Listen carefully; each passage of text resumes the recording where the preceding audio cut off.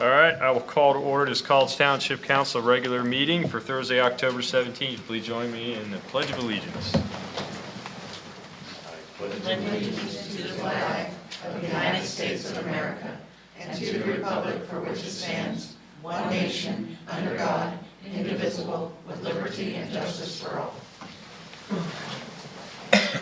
I just announced that council did meet in executive session before this meeting for personnel matter. All right, we'll move on to public open discussion. For any items not on the agenda, is there anyone online or in person that would like to discuss items not on this evening's agenda? Okay. Move on to new agenda items. Does any member of council wish to add an agenda item?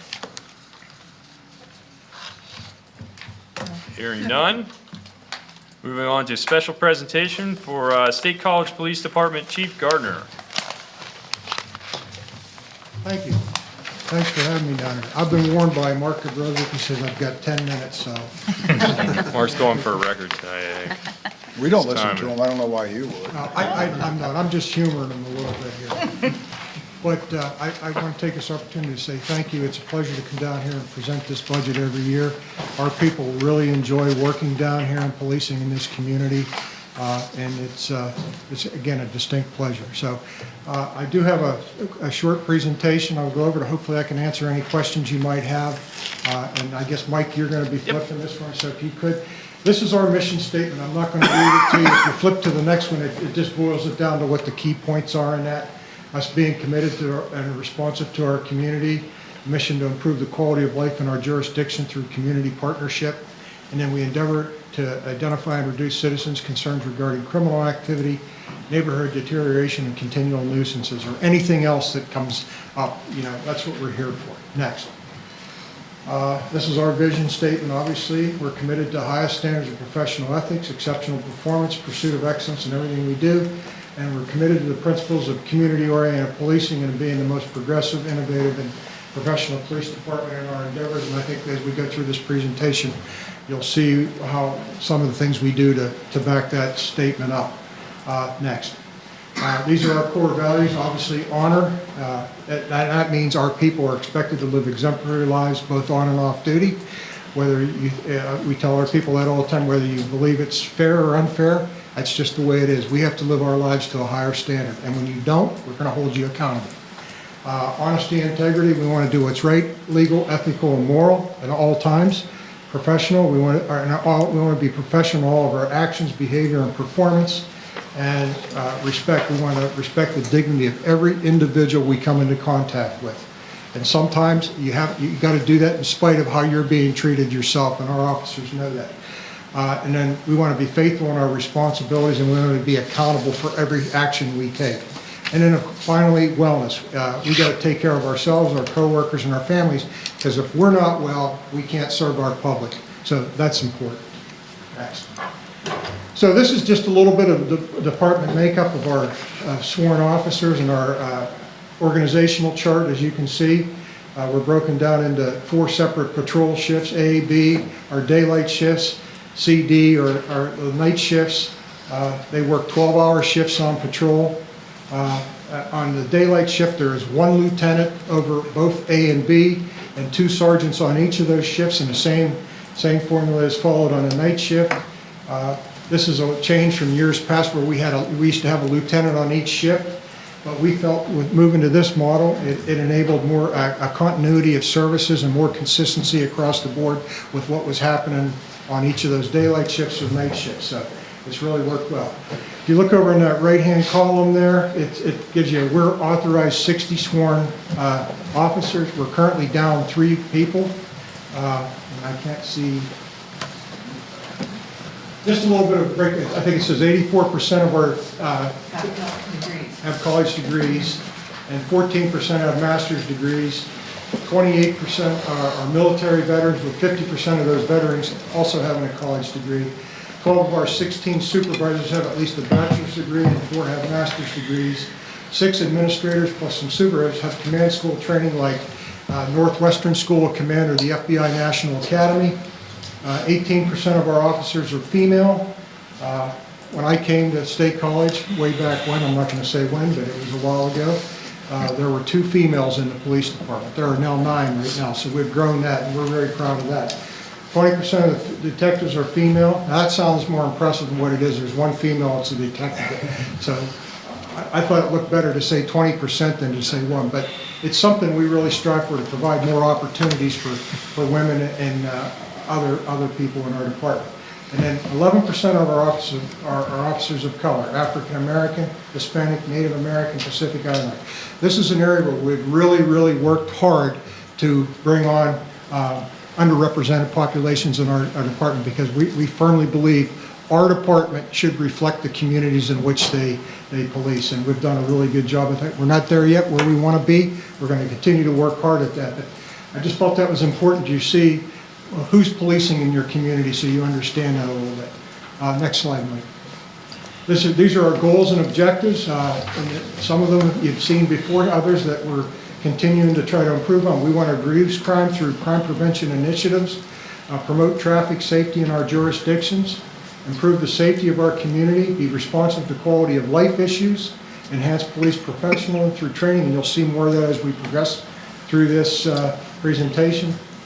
Foster diversity, equity, inclusivity, and belonging, and then we want to recruit and retain quality employees, which I might add, and I think we all know that this is a very difficult thing to do in this day and age, is not only if you get them here, but trying to hang on to good quality employees. It's not something that's unique to police. I think that's, everybody's struggling with that. So, next one.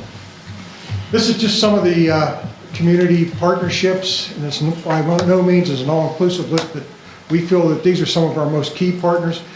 Center County Community Conferencing, the National Center for Policing Equity, the State College NAACP chapter, Community and Campus and Unity, our neighborhood coalitions, our Community Oversight Board, the Advisory Committee on Police and Communities of Color, just some of the partners that we routinely work with on a regular basis. So just to give you a little bit of that, because we have to have our ear to the ground. We have to know what's going on in our community, and by engaging groups like this, it better enables us to serve the public we have. So, next. I talked a little bit about improving through training. And these are just some of the trainings we've done in 2024, and there's another page after this. Again, not an all-inclusive list, but a lot of some of the key highlights. I mentioned before about Northwestern School of Command. It's a police command staff where our senior lieutenants will get advanced training in supervisory practices. It's a very prestigious school. We've also used the FBI National Academy, which is an 10-week in-house. You go to Quantico, Virginia. I'm a graduate of that academy as well. I did that back in 2014, where you get exposed to a lot of things. I had 247 individuals in my class from all over the country and all over the world, and their friendships. You learn an exchange of ideas, and there's people I still call on today from those friendships. You reach out. So I think it's important to expand your mind and broaden your horizons, and it makes us all better for having those experiences. Taser handcuffing, baton, OC, and pepper ball instructors. We have in-house instructors. They are certified instructors, so we do all that in-house. It reduces liability. Our crisis intervention team training, I think we've talked about this in the past. I think 95% of our officers have been through the training. It's a 40-hour course. It's offered twice a year here in Center County, and basically it is about teaching officers how to talk and how to de-escalate and how to respond to people who are in crisis. So when you have people up here, you want to bring them down here without having to use force. And we've been very, very fortunate to have that program here. We had a training for our community relations lieutenant, a public information officer training where they informing the public and how to construct and put out proper press releases and media releases and get information to the public in a timely, professional manner. We've had domestic terrorism and violent extremism training, all our rifle, handgun, shotgun instructor certifications, that's all done in-house. We have instructors to do that. Our mandatory in-service training, legal updates every year, law enforcement ethics, community relations. Basic collision course, we now have an accident reconstruction. We had them for years, but with retirements we didn't. Now Officer Nathan Betts, you may see him out here on his motorcycle. He is a certified accident reconstructionist, so when we have accidents, we can actually go out, take measurements, and make determinations of what has occurred. So, National Tactical Officers Public Order Basic Command Certification, and then our SWAT training for our tactical response team, which is a county-wide team. It's not just State College. We're part of a team that if we have a critical incident, barricaded gunman or something like that, they all have that training to be able to respond to something like that. Next one. And then just some more hazardous device school. We have somebody in training right now. We had a bomb technician several years ago to retirement, took that away. So we have an officer. Officer Burnett is currently in Alabama undergoing training to be a certified bomb technician, which will be part of the Penn State bomb team, so that when there is a suspicious package, no matter where it's at, they can respond in kind. They've got a robot and all those things so that we can actually assess right away what the severity of it is and how do we take precautionary measures. Civil rights enforcement, certifications for lethal, less lethal, and tactics training, basic police motorcycle. As I said, we have 3 motorcycle officers right now. One just came back from school, so we have a 4th one, and we're going to send another one next year in 25, so that'll give us 5 motorcycle officers. Advanced collision, I talked a little bit about that.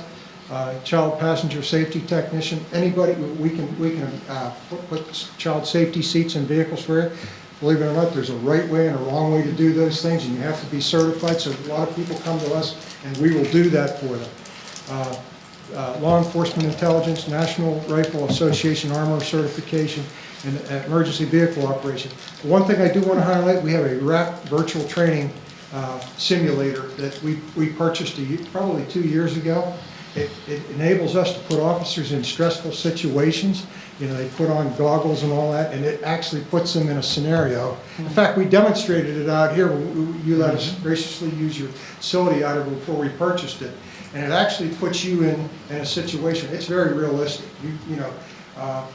One of the scenarios is you're out on a walkway 100 stories up or something, and you literally think you're going to fall and all that. So it puts you in, or it tests you. It may put you in situations, do I use force, do I don't use force?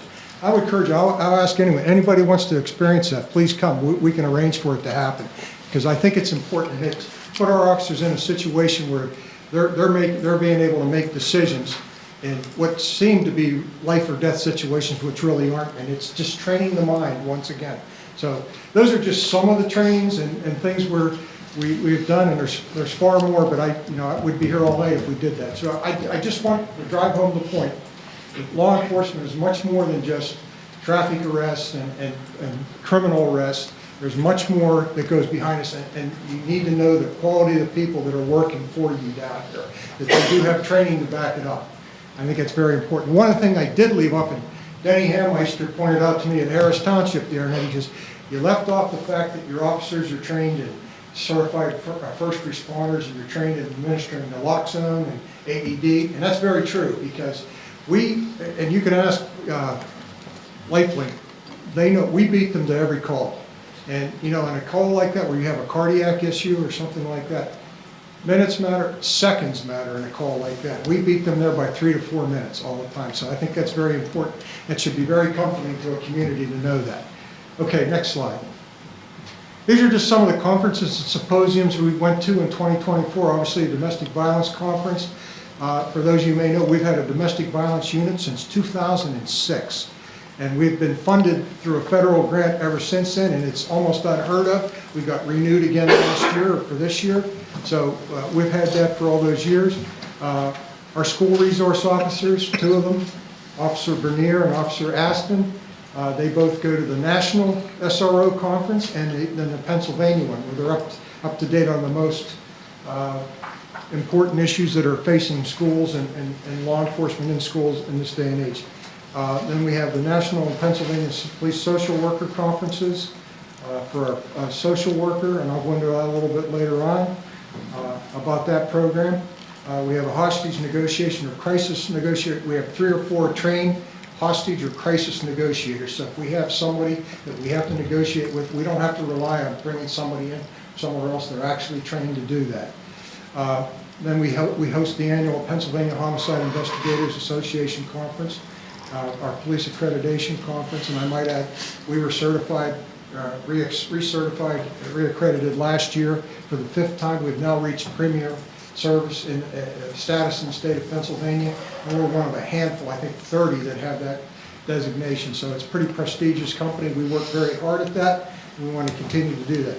And then we attend annual Pennsylvania Crime Prevention and Community Relations Symposium, where we see what are the problems that are plaguing other communities, and are we experiencing them here, and what can we do to combat those things. So, next. Just some of the grants. I talked about domestic violence, the VC, Victim Centered Intensive Care Management Grant. We got renewed. We've had that since 2006. We've got a PCCD grant awarded for a Civilian Community Relations Specialist. We're going to switch gears on that a little bit because we've asked PCCD, the Pennsylvania Commission on Crime and Delinquency, to allow us to do a grant modification because we're finding it increasingly difficult to fill that position. So what we want to do is put on a second police social worker. And I'll go a little bit, we'll have some stats about that. We are thrilled with the way the police social worker program has worked, so one of the things we want to do is try to bring on a second one.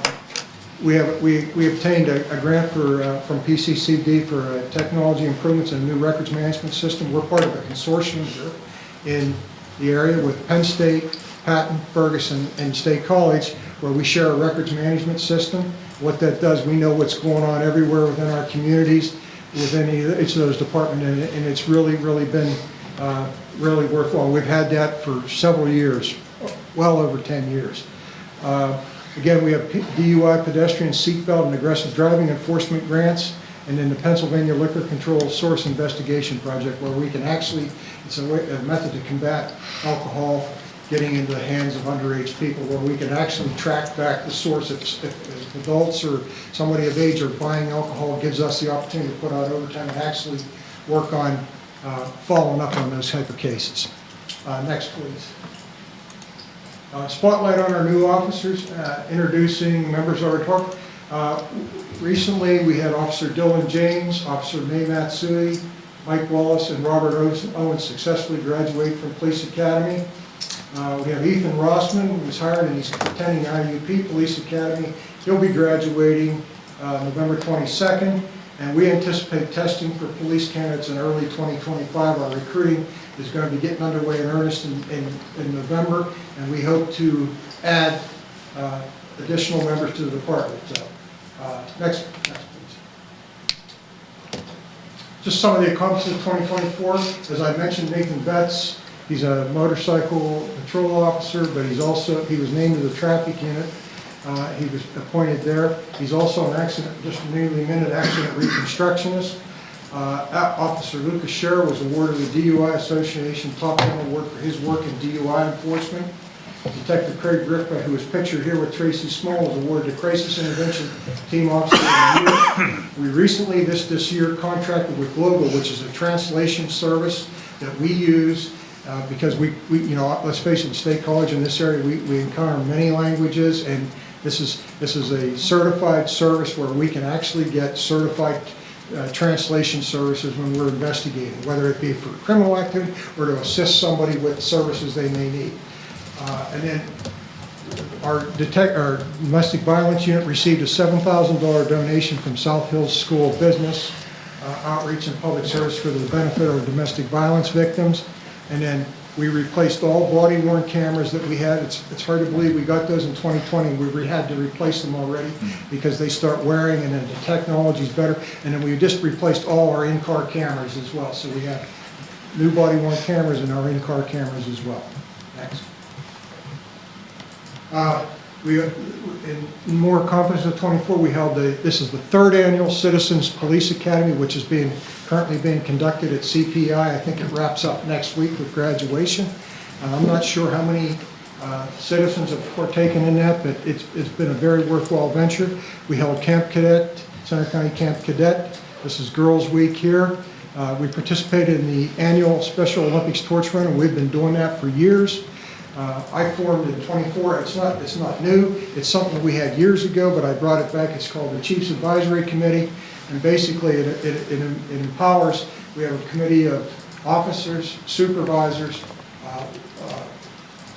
detectives, and civilians that part of their charge is to let's review what are things the department needs, what are some training we should be doing, what are some equipment things we need. So if I say, what do we need? They go out and they research it for me, and they come back with recommendations for me.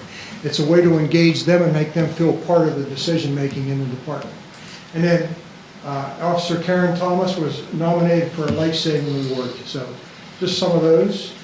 Next. Retirements. So with those, we had some retirements. Nick Argero retired with 29 years of service to the police department.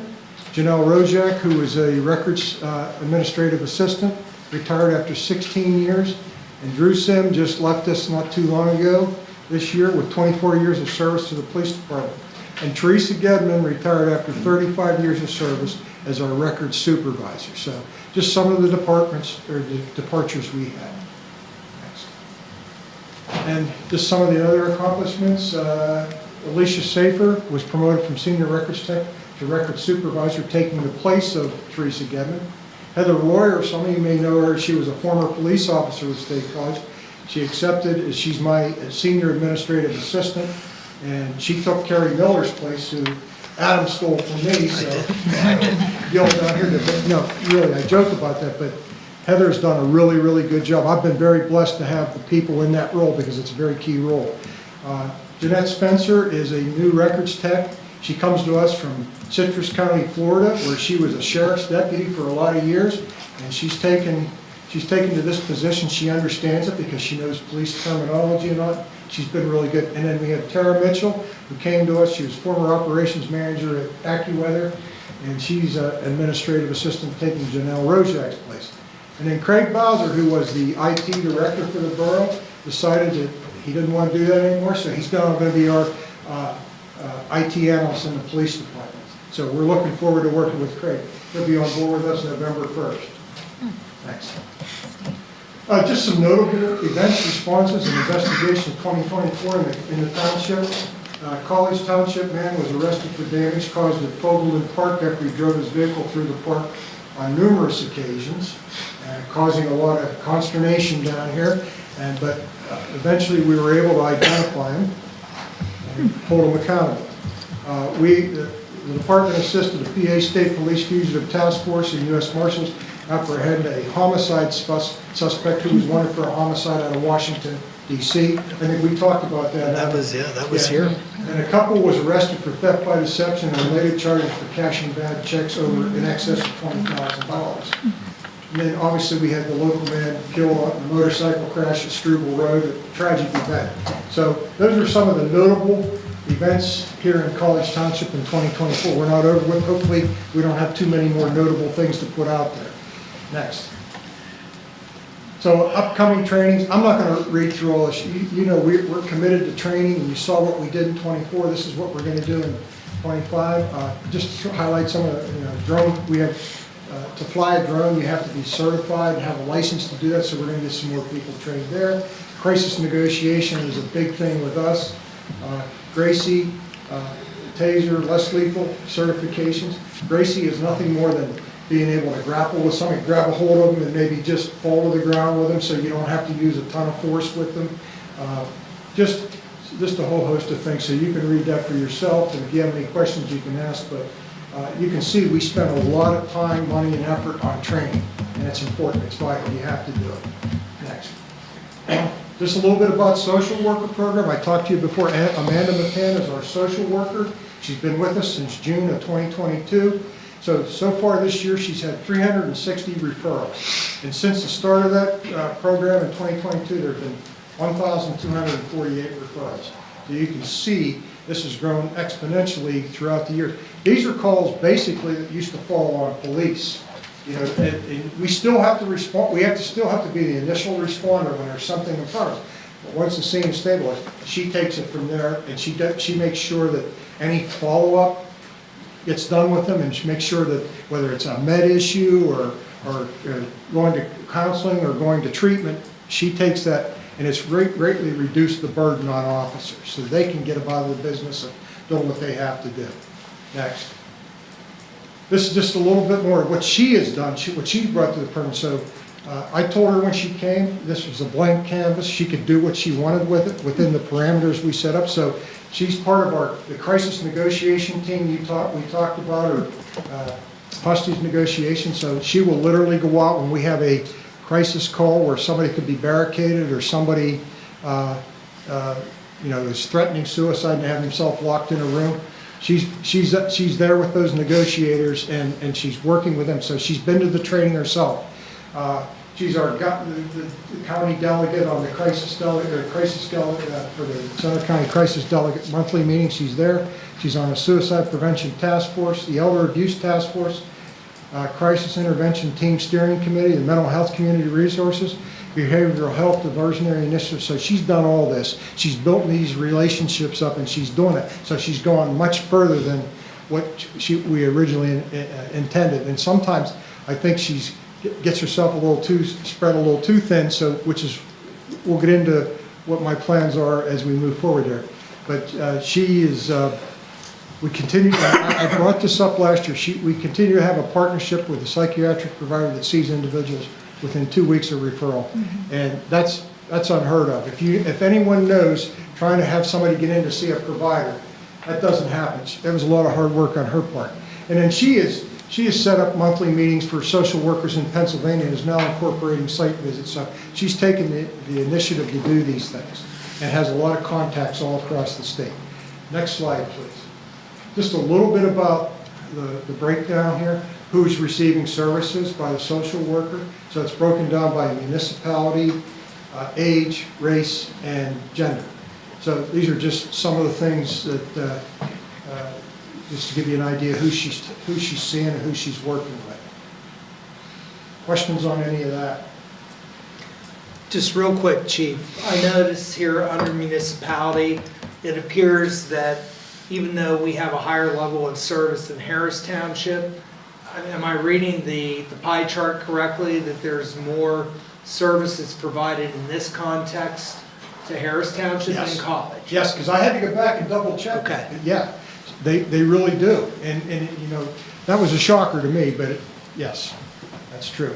So I guess what I want to say about this in terms of the services she's providing, it's that mental health knows no boundaries. It goes across, municipality, race, gender, age. So that's the thing to keep in mind there as well. So next. These are just some of the calls for service here. You look at where you've been. I think the last 2 years, you're in line with what we did last year. And we'll get into some of those calls, part 1 and part 2 in the next slide. But this gives you an idea where we're at right now and where you have been over the last 5 years. Next. And then these are part 1 and part 2 crimes. This is all of last year, January 1 through December 31st. So if you look at part 1, all crimes are serious. Part 1 are the most serious crimes, and you'll look at that: homicide, rape, robbery, things like that. So you will see that theft in College Township is the major part 1 crime. And that's probably not surprising because that's the case in a lot of places. So, assaults 49. But and then if you go down to the part 2 crimes, you see fraud, is a big one. And public, or disorderly conduct, and DUI alcohol. What those stats tell me when I look at that and I look across here, College Township's a pretty safe municipality or jurisdiction. Do we want to see those numbers decline? We certainly do, and we'll work hard to do that. But I think you can rest easy that, you know, it's pretty safe down here. Next. This one is the same chart, but it's from January 1 through August 31st of this year. So you can see that again, as you have thefts are 45, and assaults 32, frauds 32, and disorderly conduct 40 or 82. So those are pretty consistent right there. Again, I think it points to the fact that you have a pretty safe municipality, township down there. This is just mapping. It's plotted where those crimes are occurring. And don't ask me to read this because I can't see that. But it just gives you an idea where these things are clustered, where you're seeing where the crime data is clustered. Now I will say, as I said last year, they're offset to protect anonymity so that we are, oh, that's so-and-so's house or whatever like that. They're intentionally offset, but they give you an idea where crime is occurring. Next. Okay, some enforcement programs for College Township. Officers conducted 1,527 traffic enforcement stops for violations other than DUI, and that's up from 1,456 last year.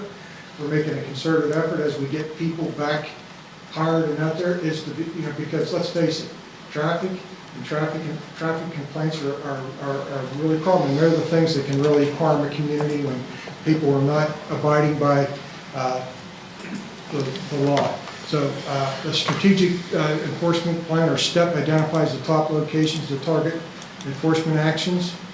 You'll see us, we'll have speed sentry data collection and compliance enhancement, radar speed signs. And that's something we can do at any time. If you have issues or concerns, and sometimes, it might be perception, but sometimes, more often than not, it's reality. So if you have concerns or questions about that, we can certainly put those out if somebody calls about a problem like that. Chief, I think you also work very closely with our ordinance enforcement officer as well. We have access to the speed sentry data as well, and I know that we share that liberally with you. Yes, you do. Okay. But like I said, we can certainly provide more assistance on that if you need be. And then, so we have the aggressive driving grant provides manpower or staffing to target specific locations. And that goes back to the numerous grants I talked to you about, DUI and seatbelt enforcement and all that. So we have grants that we can put additional people on overtime to do those things. Next. And again, this is just to show you, I'm probably not showing you anything you don't already know, but these are where we've found, these are the locations where we have the most violations and what the violations are here.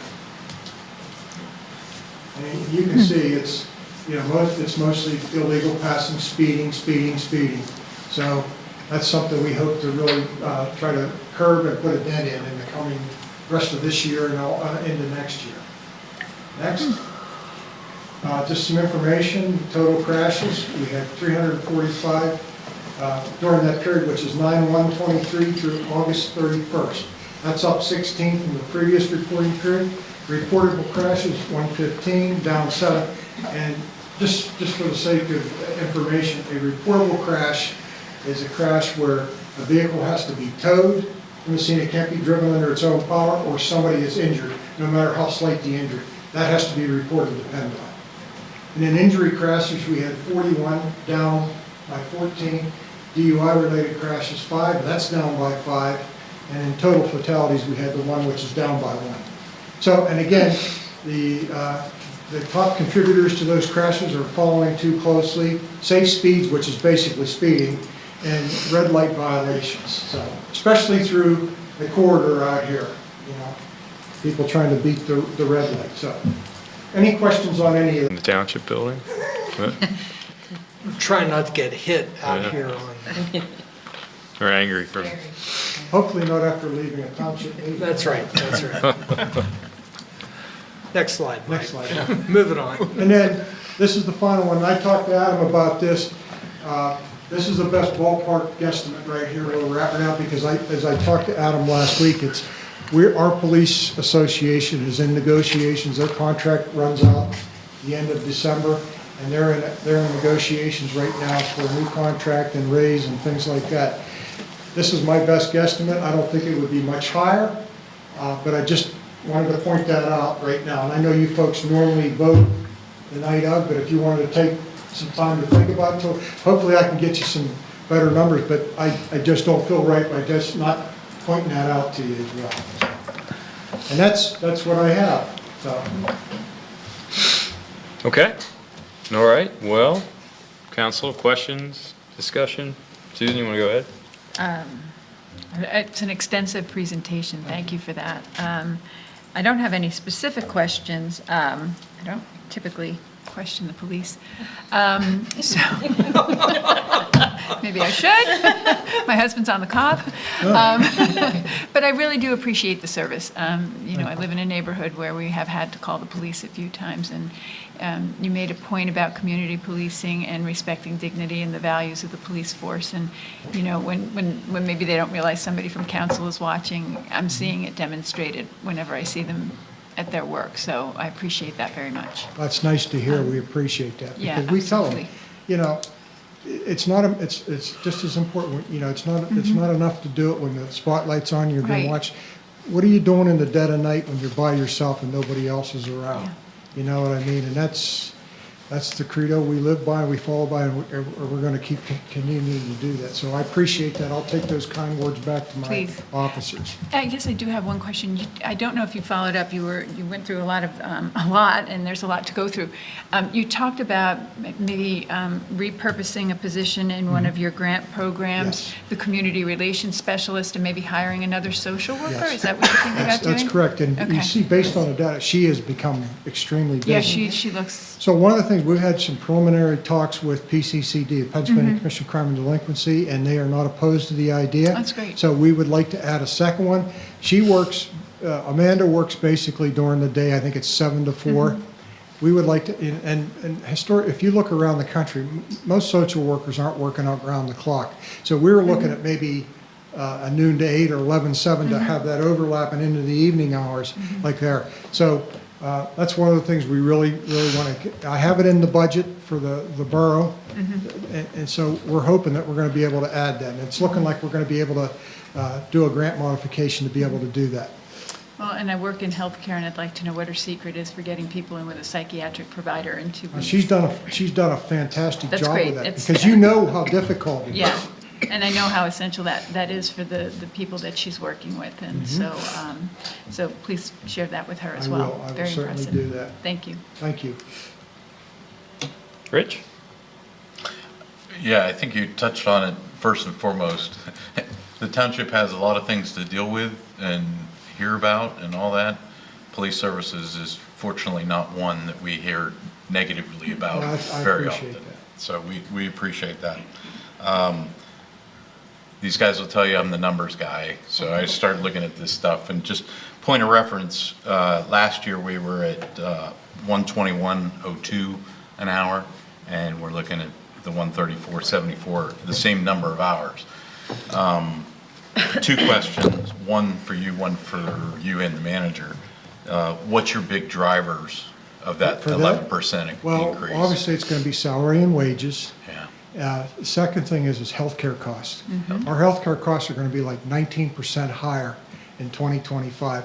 And then probably about $500,000 in operating costs due to some technology purchases and things like that. So those are the 3 factors driving this. Right. Yeah, when I looked at your... And I felt a little sheepish, that's why I called Adam. I said, "Yeah, I don't want to get kicked out of the place or whatever." Yeah, so the salary, took a quick look at the salaries are out 7.5% in And I'll the tell health you, insurance. Rich, what's happening too. Our officers, they look at, I'm not going to mention which township, but a township in the area recently settled a contract, and they got like 8%. And I think that's what's driving a lot of this. And Sure. and I don't want to come out here and say we need 8% or whatever. So No. we'll have to wait and see how it plays out. But that's That's what's driving, those are the three factors driving. Right, this. yeah, I definitely saw it on the operating expenses. That one jumped up pretty quick. The capitalization stuff is about flat, but you also had a reduction in grants from Yes. last year, Yes. which impacted you too. But, so the next thing would be the 265 hours. How are we doing in 2024? Well, we talked a little bit here a week or so ago. We're running a little hot right now, we're a little over, but that is not unusual. There are certain times of the year where we have a tendency, especially as we go into the latter months of the year, when the level of activity typically begins to decline. And normally what I've seen over time is that we come in very close to where we have originally anticipated. So that 13,700 plus hours that we contract for annually. At the end of the day, more often than not, and it doesn't always happen, but more often than not, we come out very close to even. So I'm not necessarily concerned. It was something that the chief and I discussed in terms of keeping an eye on that.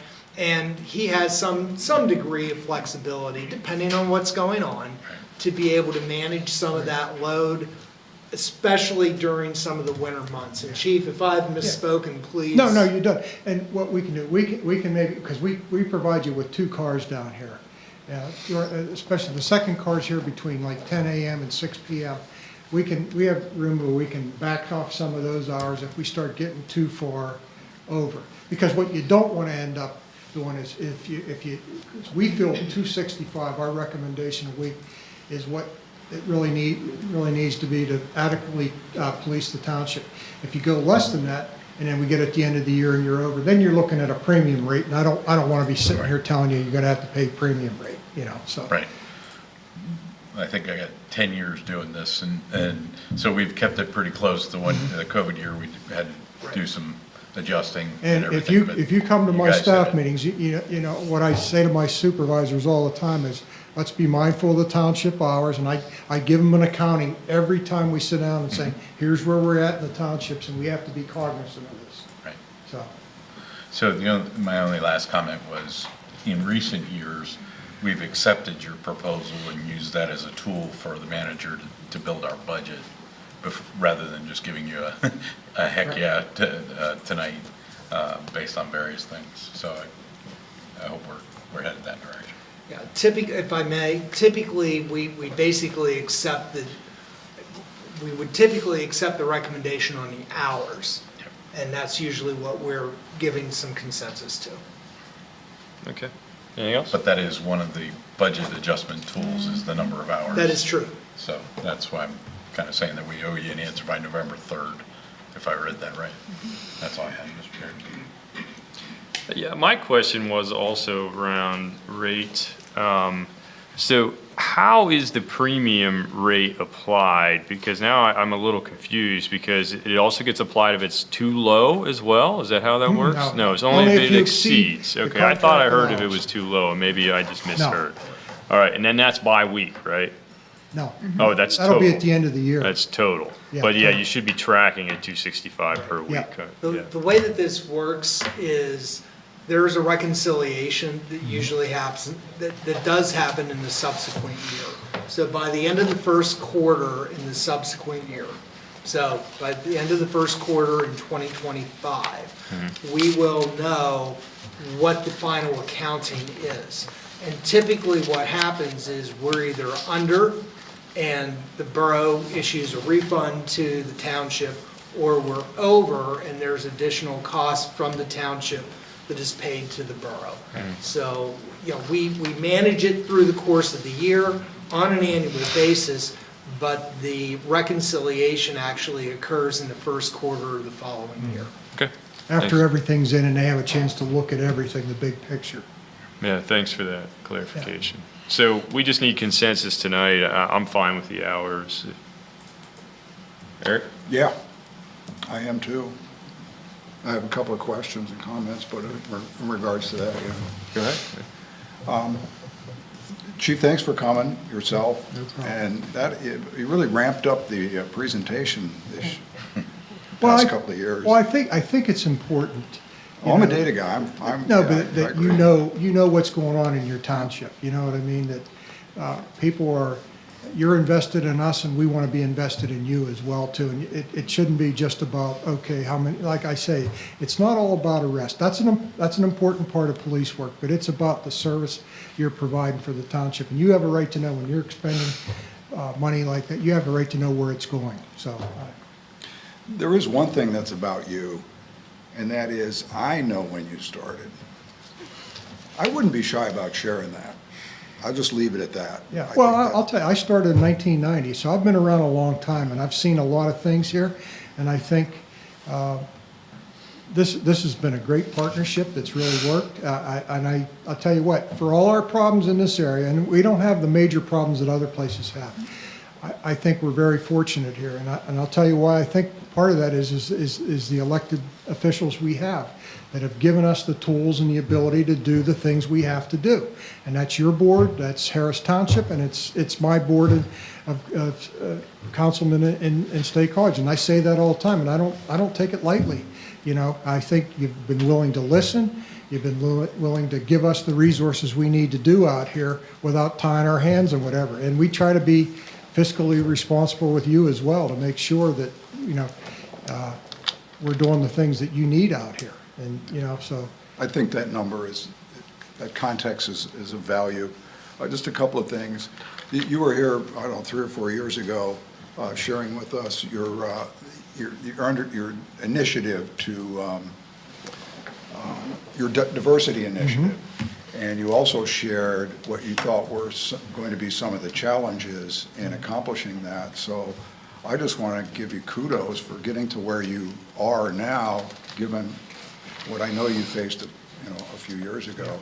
That was encouraging to see. No, that. we're proud of that because, like I said, when I came here, there were 2 females. We have 9 females right now. And underrepresented populations, we have 2 African-American officers. I have an Hispanic officer. I have a Pacific Islander officer. You know, so, and we're working to do that because I firmly believe our department has to reflect the area in which we live. Because when people see individuals policing that look like them, it makes them feel comfortable, it makes them feel safe, and I think you get buy-in and you get credibility by doing that. You know what I mean? So I think it's important that we continue to strive to do that. Appreciate the effort and the results so far. The speed safety sentry that was up there, that's really ours, right? Well, they also Yeah. have capabilities as well. Yeah. that- So that sometimes we needed can- to bring, right, Yeah. now, do you have those trailers? Yeah, we have 3 of those trailer ones that we could use, and we also have the small ones you can mount on signs. as So well. sometimes we're using theirs, sometimes we're using ours. Typically, the ones that you see around College Township are college townships. I can't recall the last time that we had asked, although we've done so. Right. But I just don't recall offhand. But we will occasionally bring in some additional technology, and they have that availability. Okay, then the last thing I had is off of what Rich said, kind of budget related. You mentioned contract negotiations are underway. Is this about when they happen at the end of the contract, a month or so before the Well, contract? they've been doing that now. What is this? This is October. They started meeting in probably early or late September, Okay. early October. Yeah. So So we're on track for Yes. a contract. I'm hoping we don't have to go to arbitration. You know, and if we don't, I'm hoping to have an answer before the end of the year. Certainly before Christmas, I would hope. Because as Rich noted, that's your big driver in the cost. Right. Then lastly, you brought it up. I mean, I'll say it, I'm not shy. I am extraordinarily proud of what we're able to leverage for our residents through our contract with the borough. I know what the budgets are for those other municipalities. And I know what our cost per capita is compared to those other municipalities. So I appreciate not only the service that's being done, but the borough's willingness to provide that to us, you know, to work with us at this level where we're not only very cost effective, but very comfortable. I appreciate that. That's very thank kind you. words. Tracy? Yes, thank you for your Thank you. presentation. This is my first time experiencing that, very thorough, and I appreciate that. I have 2 questions. Mm-hmm. One is sensitivity. How do you guys manage that, like the training for the officers? Because I think I heard you refer to female, and I think that language is a thing too. How do you guys handle sensitivity and making sure that you stay abreast on communicating with everyone in the community? Yeah, that's done. That's done at our annual trainings. We bring in trainers from, you know, not just the area, but we've had them in from around the country. And just yesterday, I attended PA Dignity Day, and it was, you know, one of those things. So I think just the more you expose yourself to, and I apologize for saying that, you know what I mean? It's okay. But, you know, the bottom line is we're sensitive to that, and we look for occasions where we can bring trainers in that can enlighten us and make sure that we're using the proper terminology to address folks.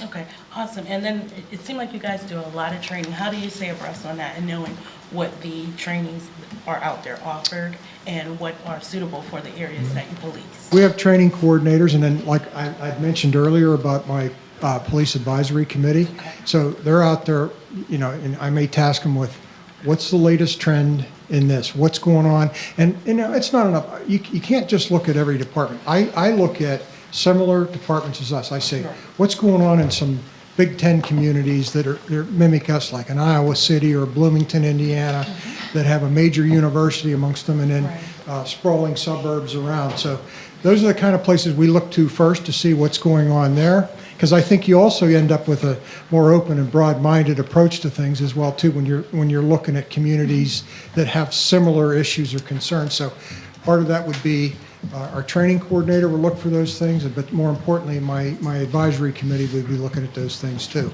And even looking at who could we bring in as a trainer? What's a topic that we really need to look at to make sure that we are delivering the proper message, or we are being sensitive to groups? Okay, thank you. Sure. That's all. Okay. Anyone else? All right. Thank you, Chief. Hey, thank you so Appreciate much. it. I appreciate it. Appreciate it, Chief. Thank you so much. Thanks for having me. Good to see you, Chief. Oh, wow, yeah. Really blew that timeline, huh? All right, sketch plan, Innovation Park Master Plan.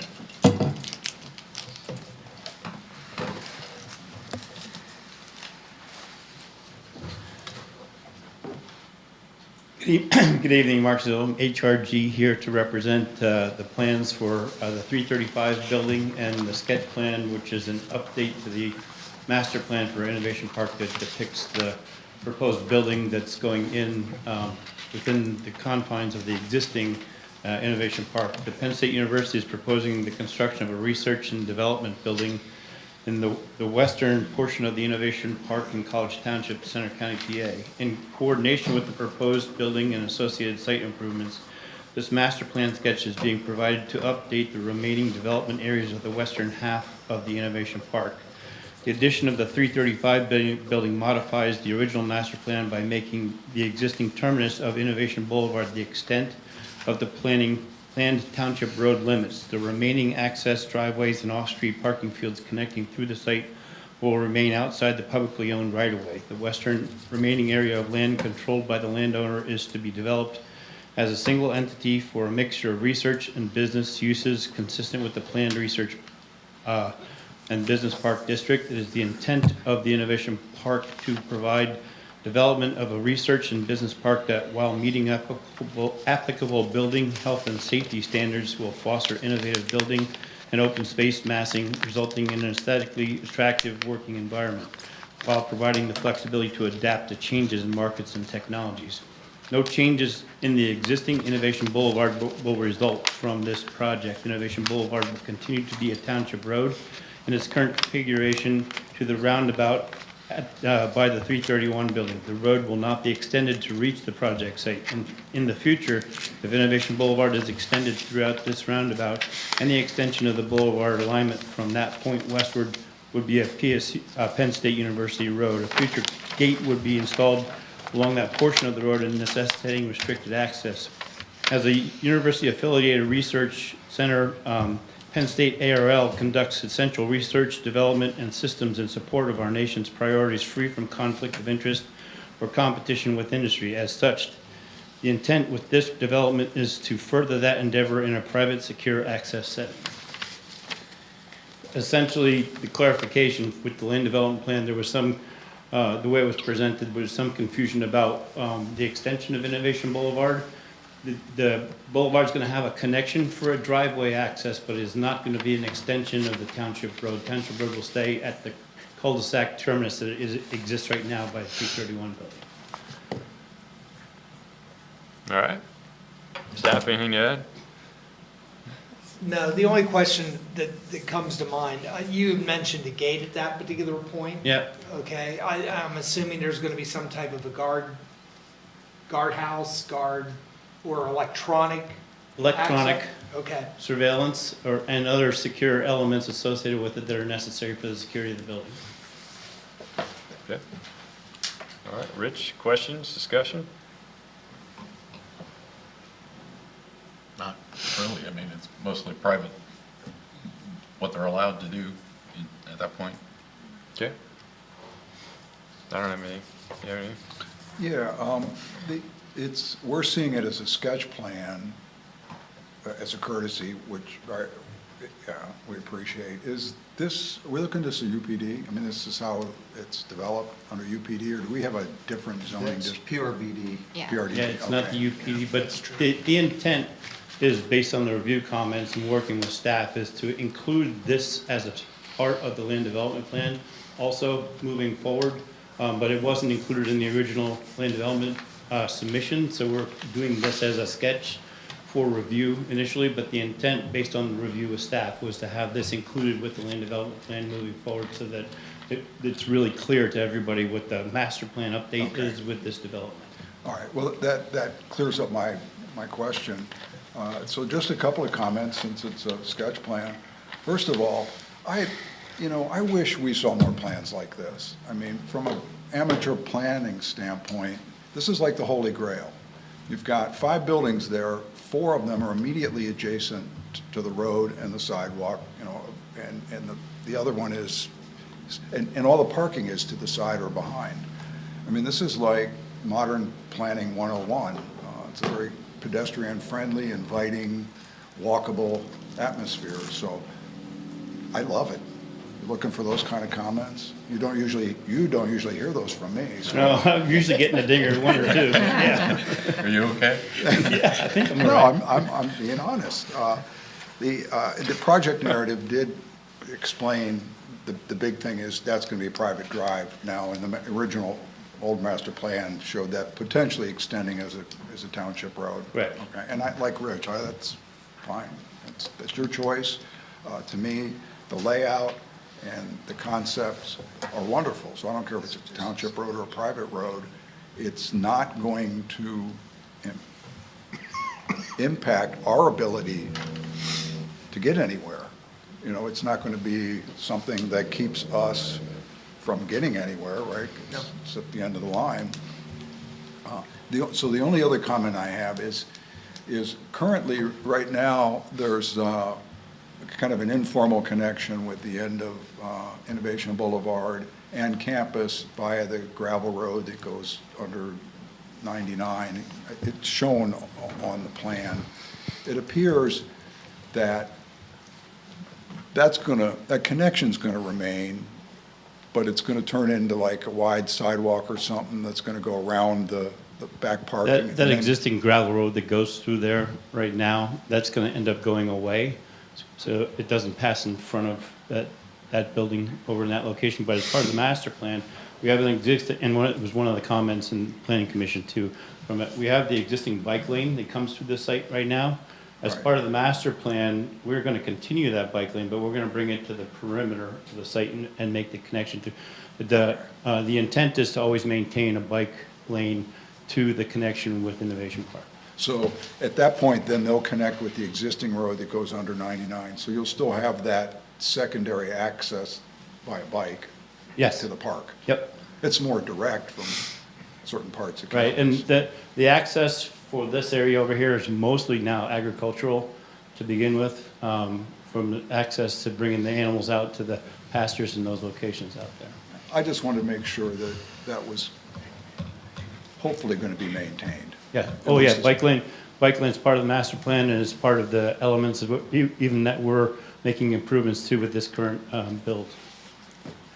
Yeah, that's all I had. Tracy? Nothing. Nothing, thank you. Susan? Nothing, thank you. All right. Well, that was an easy one. That's the easiest time he's had.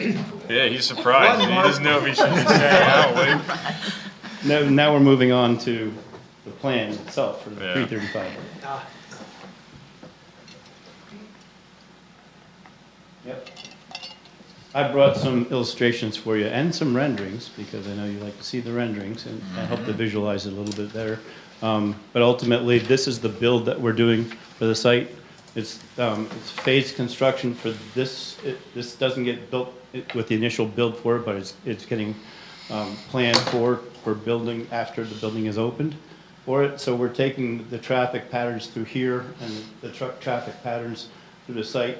They don't get that much truck traffic to this building because of the utilization type that it has for it.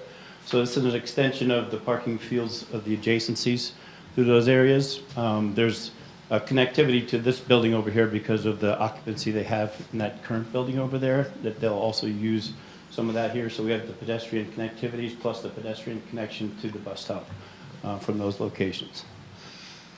And go to the next one.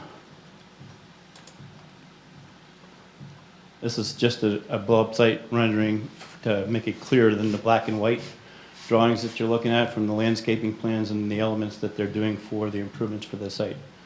There's some visibility elements that we have to maintain from secure purposes for it, so the plantings are taking that into account. And then the last one,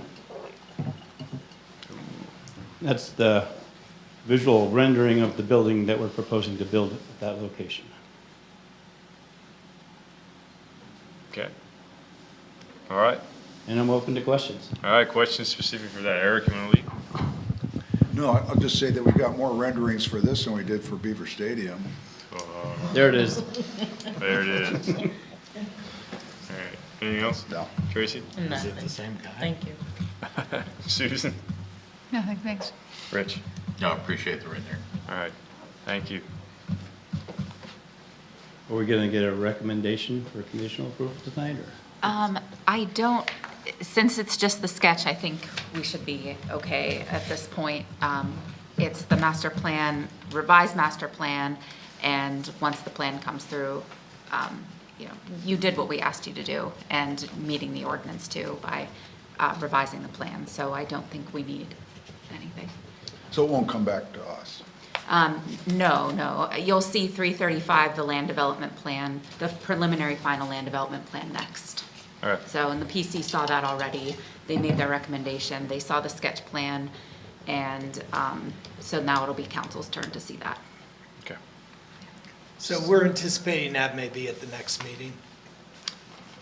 Yes, sometime in November for 335. As soon as possible, yeah. Yeah, okay. I think my anticipation was that maybe we have, because we had the recommendation from planning commission that you guys could take action on it, but if it needs to wait till another meeting. Yeah.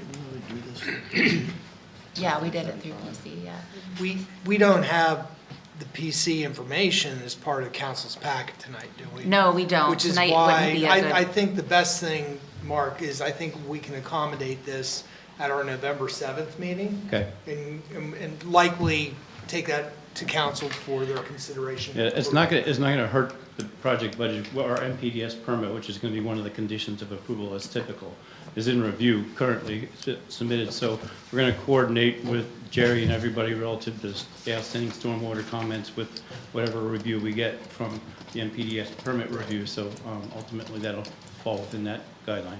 Right, and this was one of the bigger outstanding comments tonight that you're checking off the list. So we should anticipate seeing it in November on the 7th, and then you can get conditional approval that evening if council so wishes. Okay. Thank you. Thanks, Mark. All right. Yeah, you have some? From a procedural standpoint, it was because of the change to the master plan. Is that correct? Correct. It was really the access is why it had to come back to get That's what I changed. was asking, that's why we. Yeah. And so do you need any kind of formal action from council towards that, or just? I think if council wants to make not a recommendation, a motion to approve the revised master plan, I don't think that would hurt.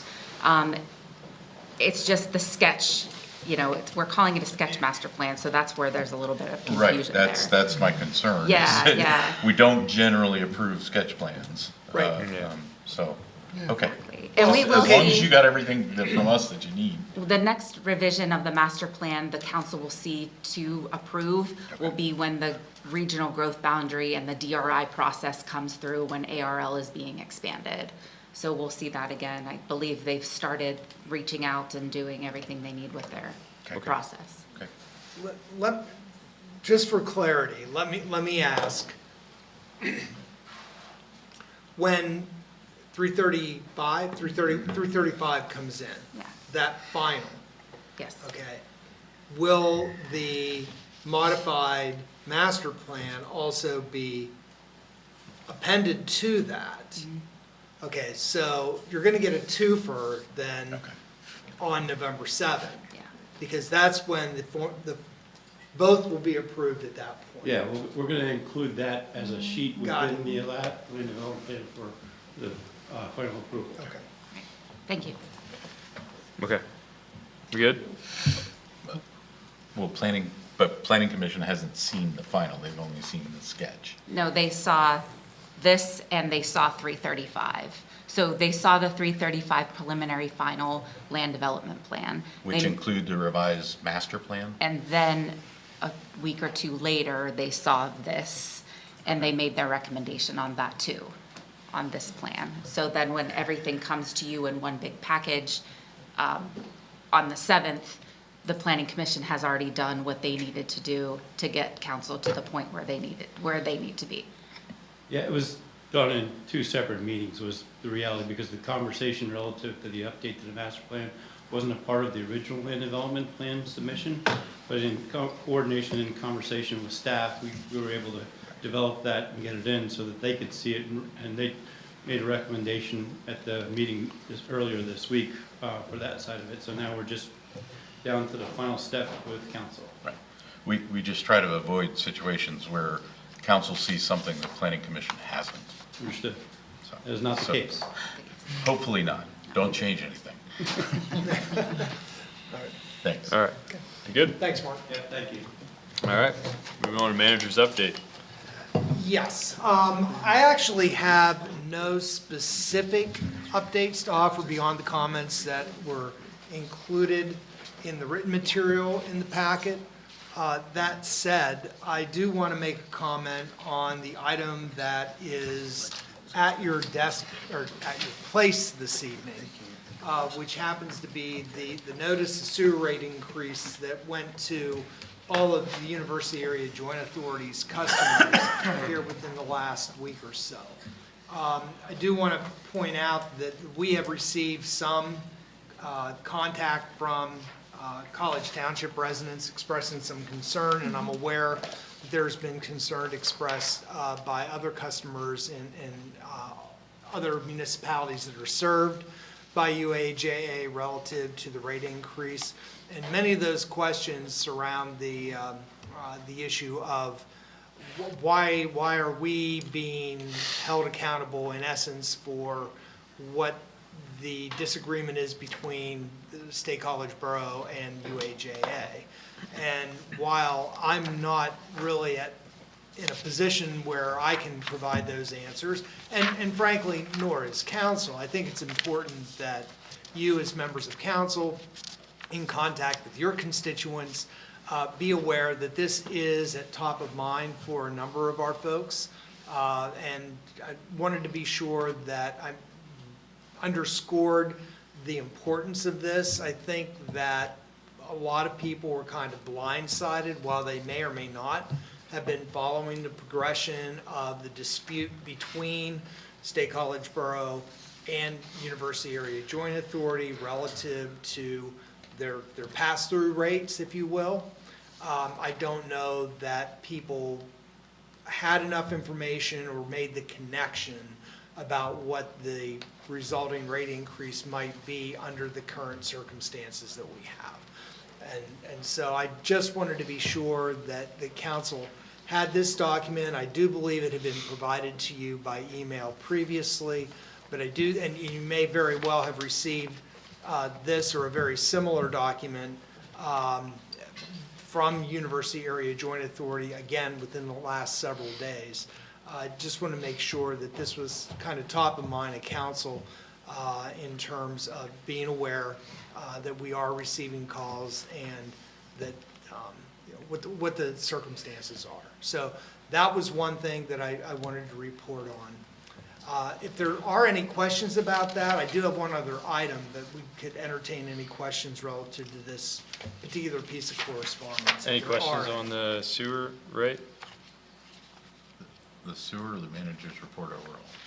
He just wanted questions on the sewer rate. Yeah, I was specifically referring to the sewer at the moment.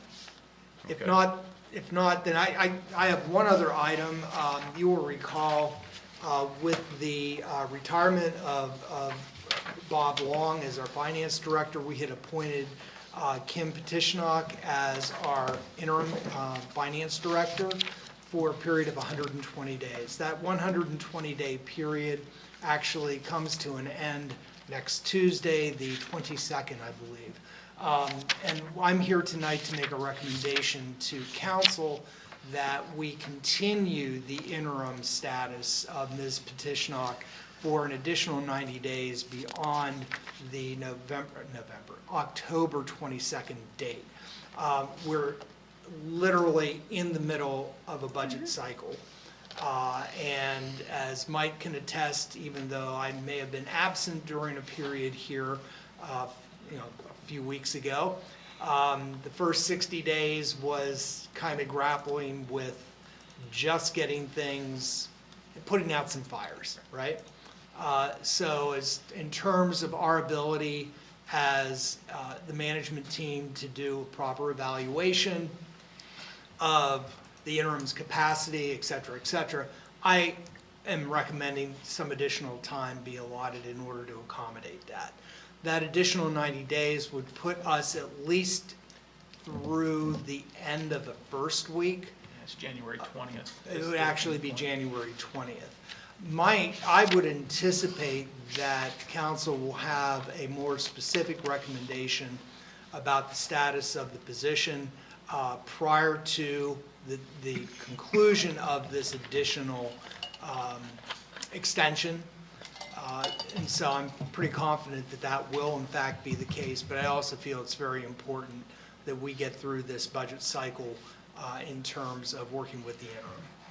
So I would respectfully request the council consider the recommendation from the manager on this point and agree with that extension for the interim finance director. Did we make a motion on this last time? Yeah, I believe that you did, The pointer yes. is the interim, yes. Yes. Yeah, so, we would have to add it. To we need to add it as an agenda item, right? If we want to take action this evening.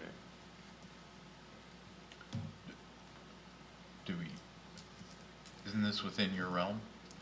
That's kind of what I want to vet out Well, too. here's the complicating factor, Yeah. okay? Appointments for department heads are with the consensus of council.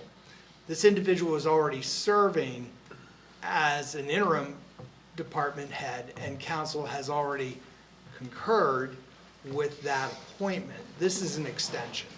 So I would leave it to the pleasure of council to make the final determination. I'm quite comfortable taking administrative action to extend this, but I wanted to afford council the opportunity to do that. I believe that you could technically allow me to take the administrative action without the need for a formal motion, but the manager would willingly accept a formal motion if council felt a need to do so. I'm fine with giving consensus thumbs up. I am too. Yes. All right, there you go. That's great. That was Thank easy. you very much. Now, if there are any other questions on the overall manager's update, I will All try right. and endeavor to I think answer. Rich had one, right? Just one. All right. Anything new on as the sinkhole turns? Actually, all of the restoration has been completed, and we did, late this afternoon, about 4 o'clock, I did receive information from the township attorney that all of the motions and lawsuits that had been filed on behalf of the owner of the property have been withdrawn. Excellent. So those are no longer a concern. Our insurance company has also been notified of that fact. There are outstanding actions that were filed by College Township relative to municipal liens and things of that nature in order to recoup our costs that were involved. I think I may have mentioned previously, if there's good news in any of this, the good news was that the original $153,000 estimated cost for the repair was able to be completed at a substantially lower amount. I believe that the actual construction piece of that was costing somewhere around $85,000 to $89,000. We were able to actually complete the closure of the sinkhole. The only items that are outstanding yet have to do with geotechnical support that we needed to have. So we do not have an actual final bill per se inclusive, but that is expected any day. And then we can get all of that information to the solicitor and for follow-up. So, And most importantly, our residents are safe. and the safety issue has been removed completely, yes. Thank All you. right. Thank you to you and staff Yes. for making that happen. Anyone else? I have one question. Yeah. Yeah, on the Path to Campus, the amount shown in the manager's report with Keller Engineering, does that amount take us to, right to bid? To bid, but it doesn't include any construction. I think we had a couple folks. Susan, you want to start? Public safety was canceled. I did not attend IDA yesterday, but Ms. Miller will update me, and I'll submit a late written report. Briefly, Okay. she shared yesterday, there's not much to report, but she'll give me something in writing that I can submit. Okay. Rich, you have any? Next week. Next week. Yeah, I had CASC, Climate Action Sustainability Committee. I'll spell that out because you can't actually write it all in our report format. I did have one question. So one of the topics, and I submitted this later this afternoon, so I'll just highlight for you guys. Revised model municipal solid waste ordinance is coming due to all the changes. And there was a question that came up in the committee about, whether or not there should be a modification. And my question to you guys was, are we wanting to just, have a model ordinance come with us and say, okay, that's good, or we expect also to make our own modifications per council, just as kind of a guidance and future reference? Yeah. If I may, I want to refer this question to Mark. I know that he has been working with an ad hoc group on this question, and he may be able to give us some insight there. All of the municipalities share this ordinance. And it was done in the past. It was to have the uniformity, since it's essentially all under COG, and Solid Waste Authority handling it. So there was a group that met with representatives from all the municipalities, and they're essentially minor tweaks, and they were looking into expanding to possibly to some other areas. But the goal is we all share the same cog, we all share the same service, we need to have the same ordinance so we don't have a lot of conflict. Right, yeah.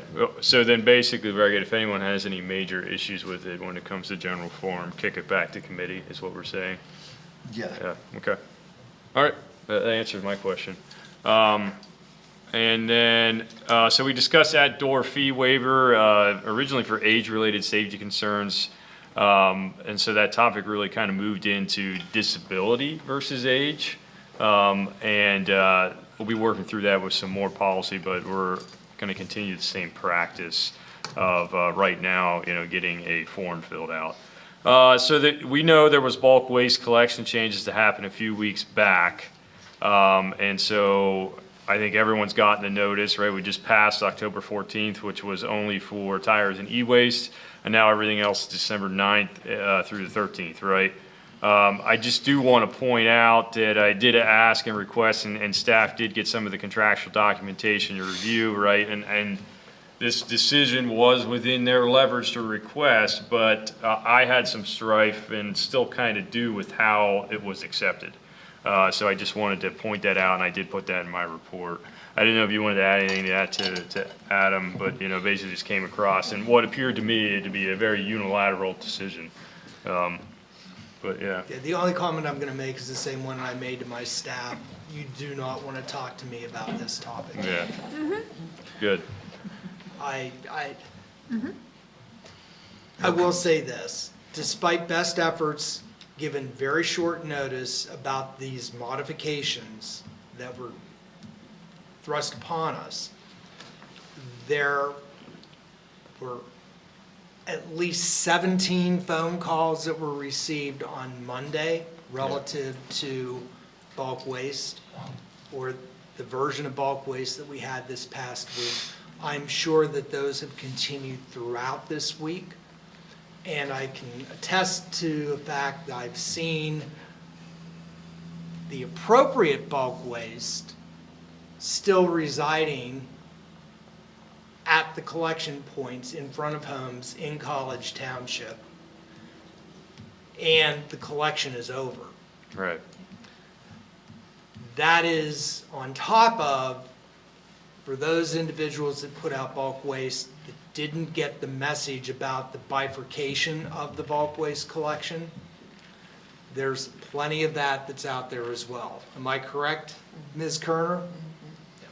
So there are going to be residual impacts from this bulk waste collection, and I'm sure that many of you as members of council have heard from constituents relative to some of those issues. Yeah. So that's it. I'll be done. I'll just be quiet. Glad we didn't ask him about it. Yeah.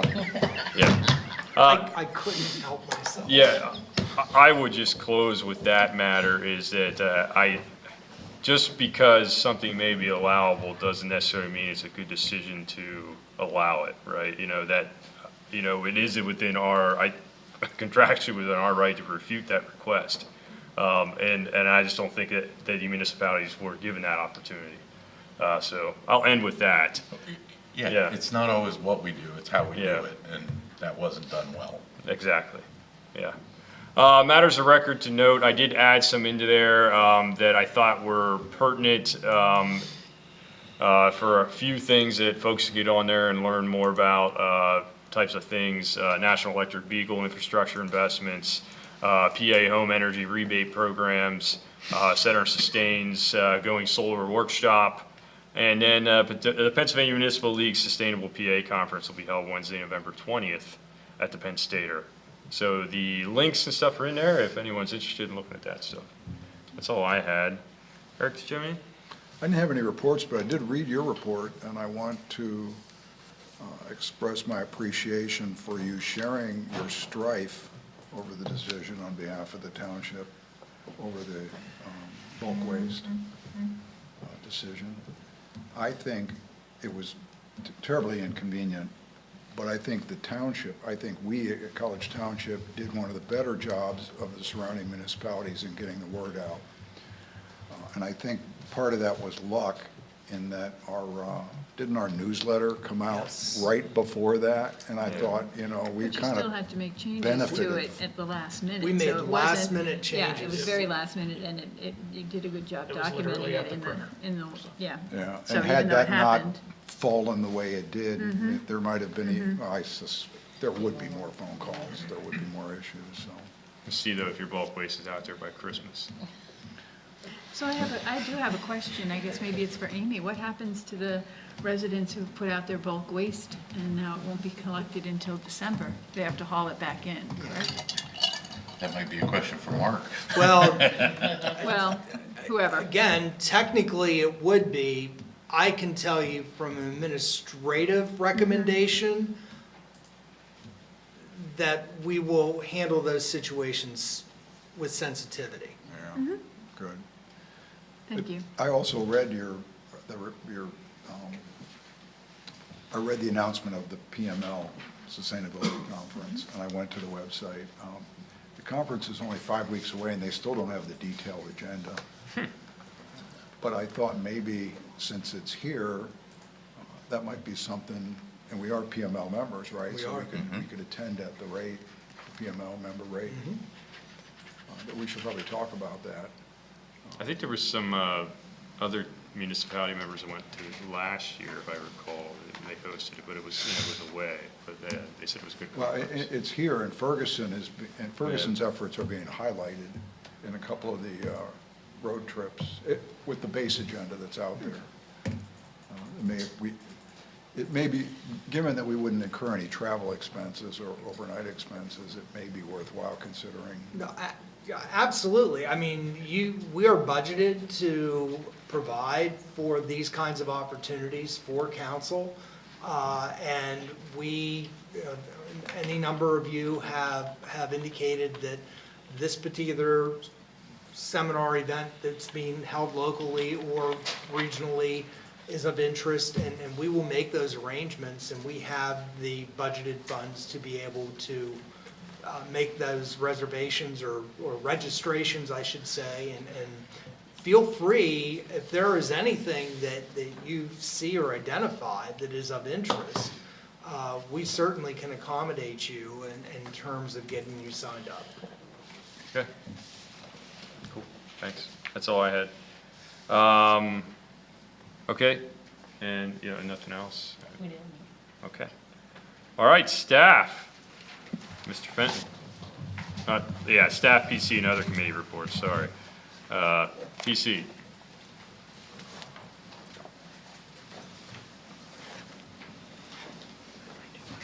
In like 19 days, we have an election coming up in a pretty divided country, and sometimes you have to look back at history for relevance. And in 1968, a comedian who was on the Smothers Brothers TV show named Pat Paulson decided to run for president. A couple of his quotes, he said he was neither left wing nor right wing, but more middle of the bird. And also, he blamed most of the country's problems on the unenlightened immigration policies of Native Americans. Okay, on a serious note. Oh my gosh. Last night, we heard the Innovation Park plan. We also heard the Mountain Indian Manor residential subdivision and land development plan. We recommended for approval of that. A couple concerns, traffic.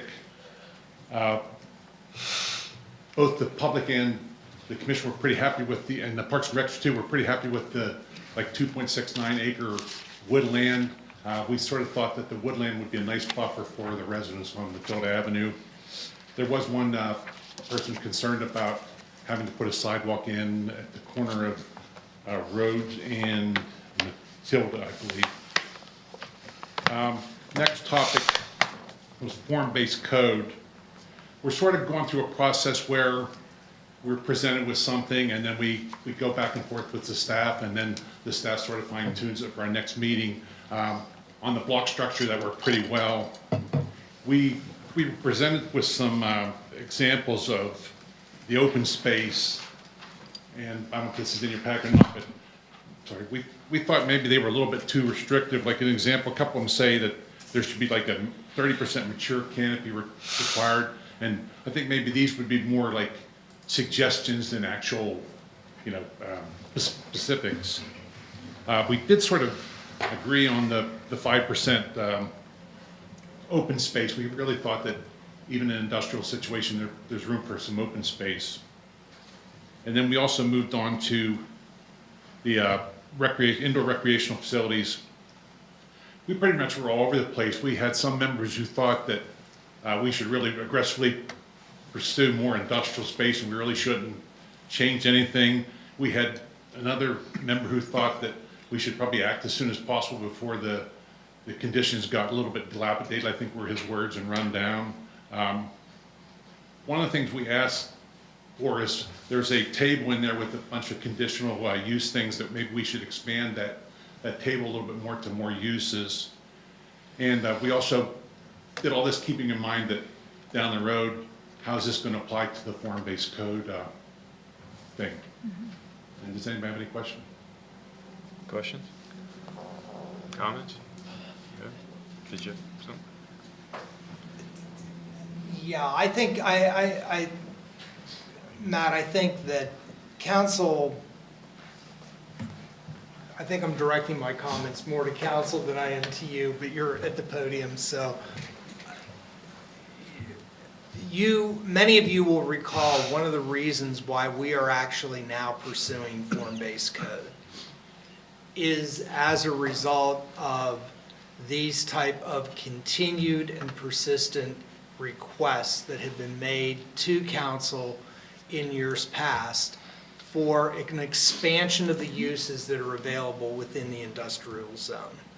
And I think it's really important that as the Planning Commission goes through that work and that effort, that there's a recognition that the reason we're dealing with form-based code is exactly because of these kinds of situations. With that said, I think it's also important to understand what the initial remand of the form-based code was back to Planning Commission, which basically was, this is going to take an extensive period of time to vet and to determine exactly what the final what the final regulations of form-based code are going to look like in this Dale Summit area.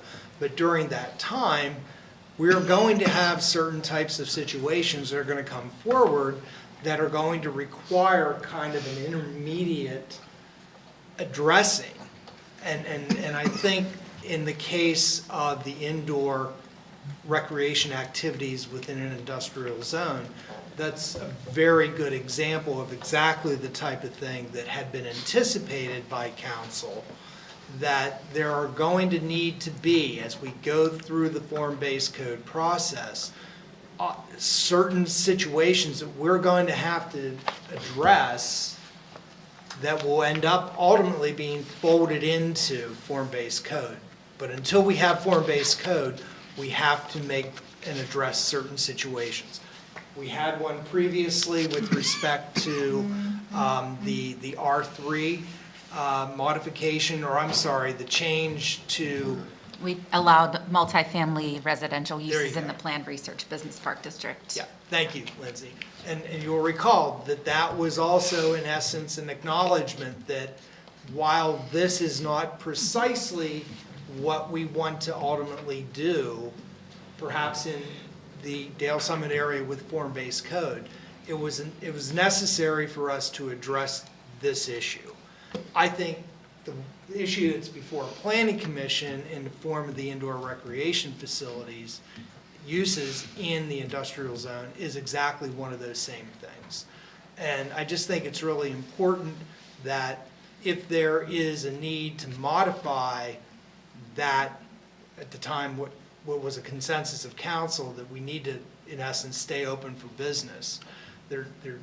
I think that could be, that may be helpful to the Planning Commission, but I would comment, Matt, specifically looking at opportunities to expand additional uses, in my personal opinion, I think kind of runs counter to exactly what we should be doing. I think we should be treating this particular request as a one-off. I don't believe that it's something that we should be looking purposefully to expand additional uses, because at the end of the day, the way that form-based code could actually work is that many of those uses that might be expanded are going to be allowed within the form-based code function.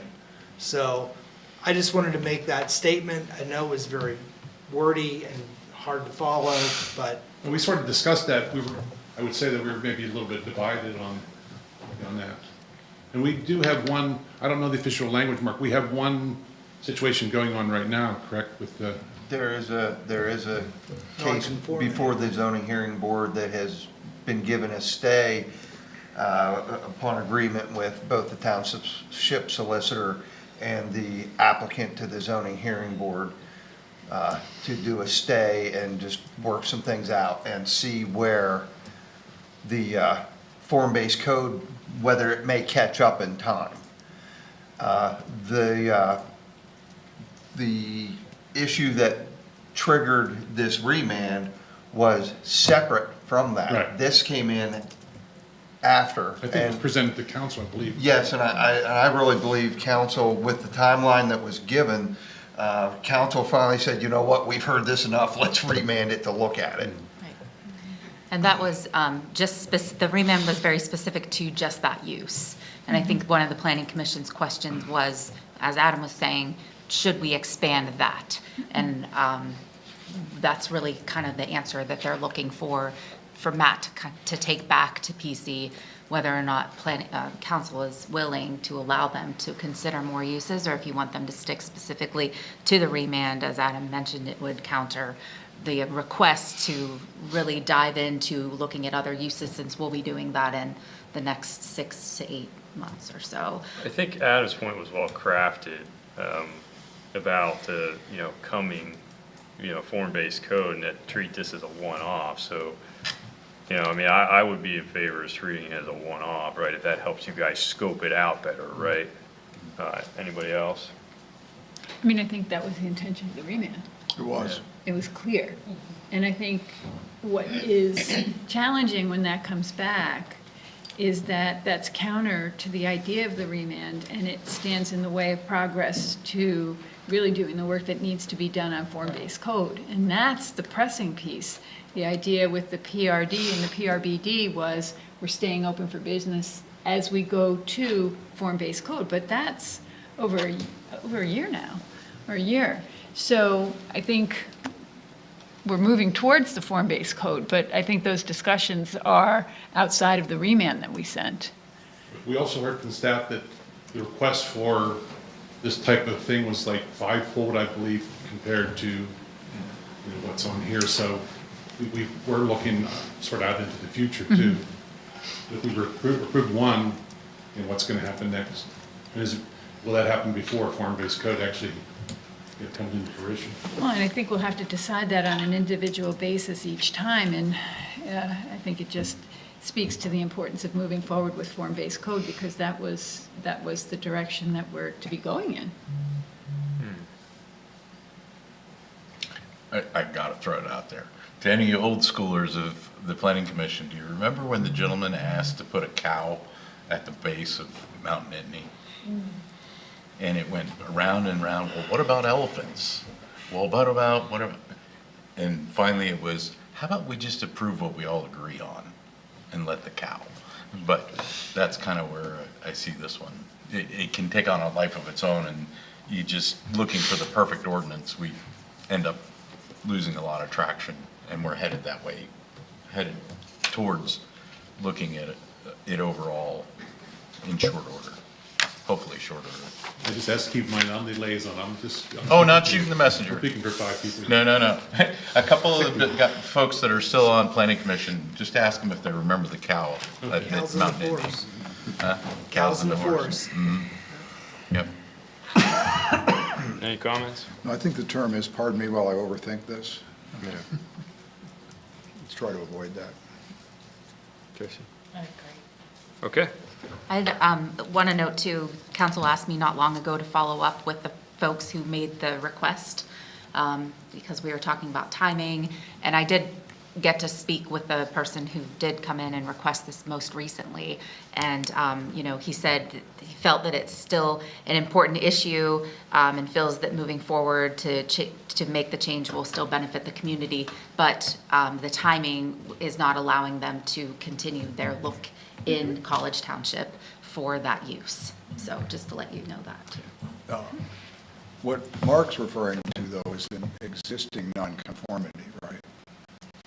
Yeah, With the zoning hearing board. zoning hearing board issue. It wasn't an existing, it was something that, well, Technically, it it was a exists now, violation. but it was a new, It was technically a violation. yes, it was a new violation. It was not something that had been in existence. It was something that was recent and then discovered by us.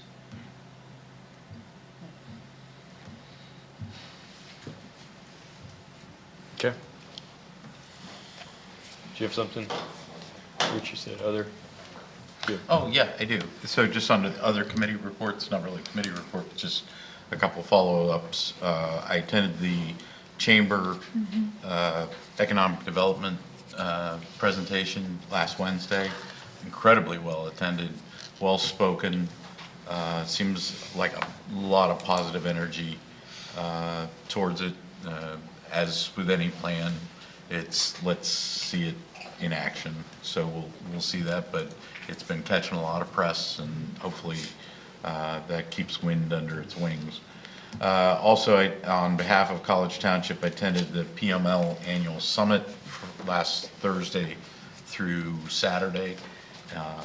PML puts on a very nice event. It was in Scranton. Hadn't really spent time in Scranton. Very nice, close, and enjoyable experience. And I forwarded on the annual minutes or business meeting agenda and results to council. So unless there's any questions on that, that's all I have, Mr. Chair. Any questions? Okay. All right, DEIB. I offered a pretty extensive report at your last meeting, so nothing to add this evening. Okay. Anyone else? All right. All right, we'll move on to this evening's consent agenda. It consists of the following. CA1A is the October 3rd, 2024 regular meeting minutes, approval of. CA2 is correspondence and receipt approval of the following. Is A, an email from Dan Materna dated September 30th regarding casino impact study. B is an email from Dan Materna dated October 1st regarding casino impact study. C is an email from Amy Wagner dated October 2nd regarding bus stop concerns. D is an email from Dan Materna dated October 4th regarding casino impact study. E is an email from Gary Dyke dated October 4th regarding casino impact study. F is an email from Carol Hine dated October 5th regarding casino gratitude and relief.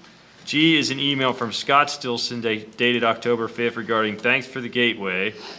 H is an email from Barbara Gross dated October 5th regarding casino impact study. I is an email from Michelle Amato dated October 5th regarding casino impact study. And J is an email from David Hatfield dated October 5th regarding casino impact study. K is a letter from the Crossroads Group LLC dated October 9th regarding time extension for the State College Veterans ad to January 28th, 2025. L is a letter from Pantera Engineering, Inc. dated October 11th regarding time extension for Center Hills Country Club to January 27th, 2025.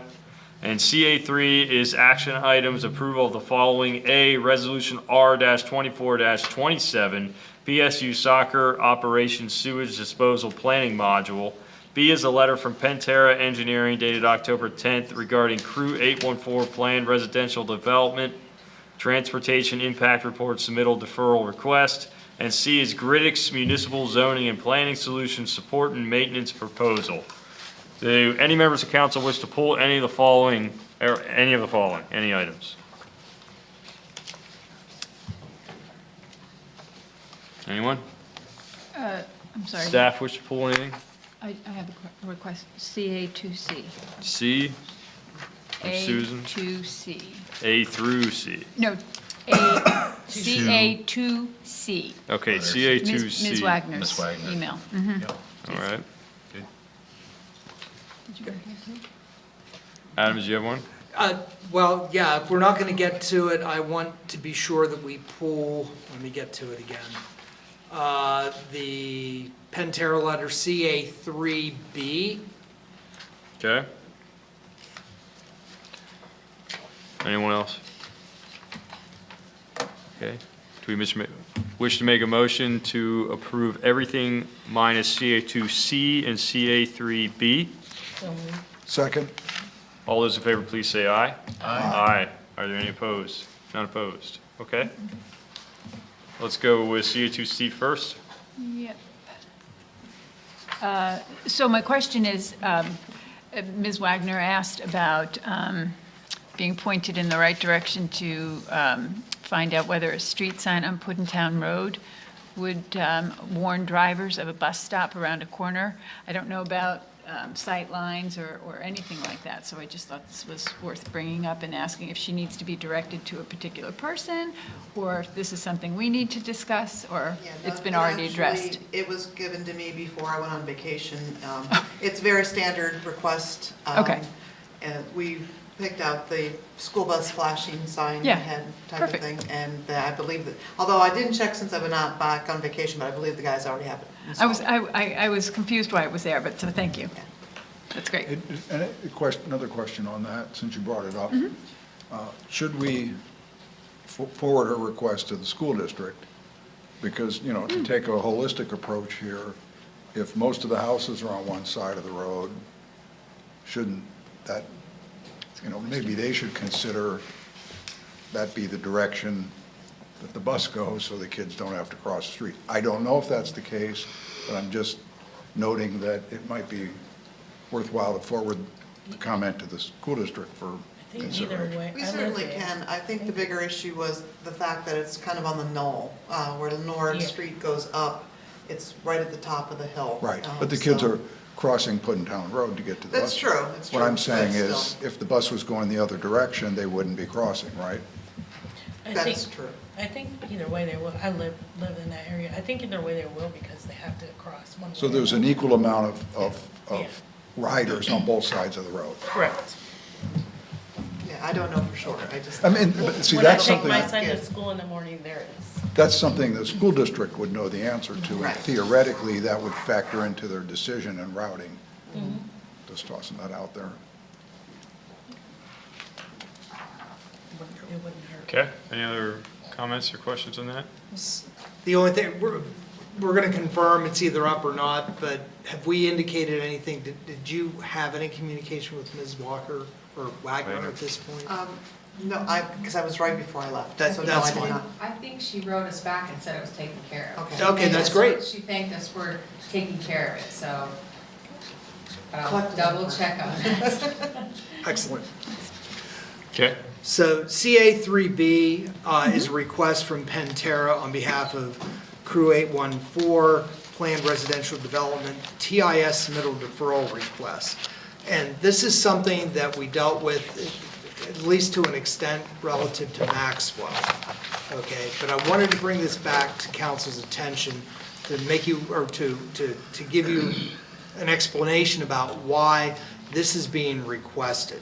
We're anticipating a formal submission sometime next week from Crew 814 relative to a significant development in the Trout Road, Shiloh Road area. Technically, part of the submittal would need to be a completed TIS study. We all know about a variety of efforts that are occurring at the moment along the Shiloh Road corridor and the coordination of those efforts with PennDOT to identify appropriate accommodations for traffic and appurtenances and exactly what is going to happen within that corridor. Ergo, this letter is requesting that once the submission is made, that the submission can be deemed complete without having the TIS study attached to it. clearly, any type of an approval would be a conditional approval related to a formally completed and submitted and reviewed TIS study. But technically, staff's unable to review the Crew 814 plan because it would technically be incomplete. Again, thus the reason why this request is being made of council, to acknowledge that, so that should council approve, that staff has the ability to deem the submission complete so that the review can commence. And again, any type of an approval would clearly have to be conditional relative to this requirement. Questions to that, comments? No, I think it's great because once upon a time, we chided staff for saying submission was complete when everything wasn't received. And then that started the egg timer prematurely. In this case, it's reasonable. It seems reasonable. Yeah, I mean, we have actually seen land development plans and given conditional approval without seeing a TIS, right? I suppose it's happened. So all of this is doing is really formalizing an informal process that has happened in the past. That's correct. Okay. Okay. All right. So does anyone want to make a motion to approve CA2C and CA3B? So moved. Second? All those in favor, please say aye. Aye. Aye. All right, none opposed.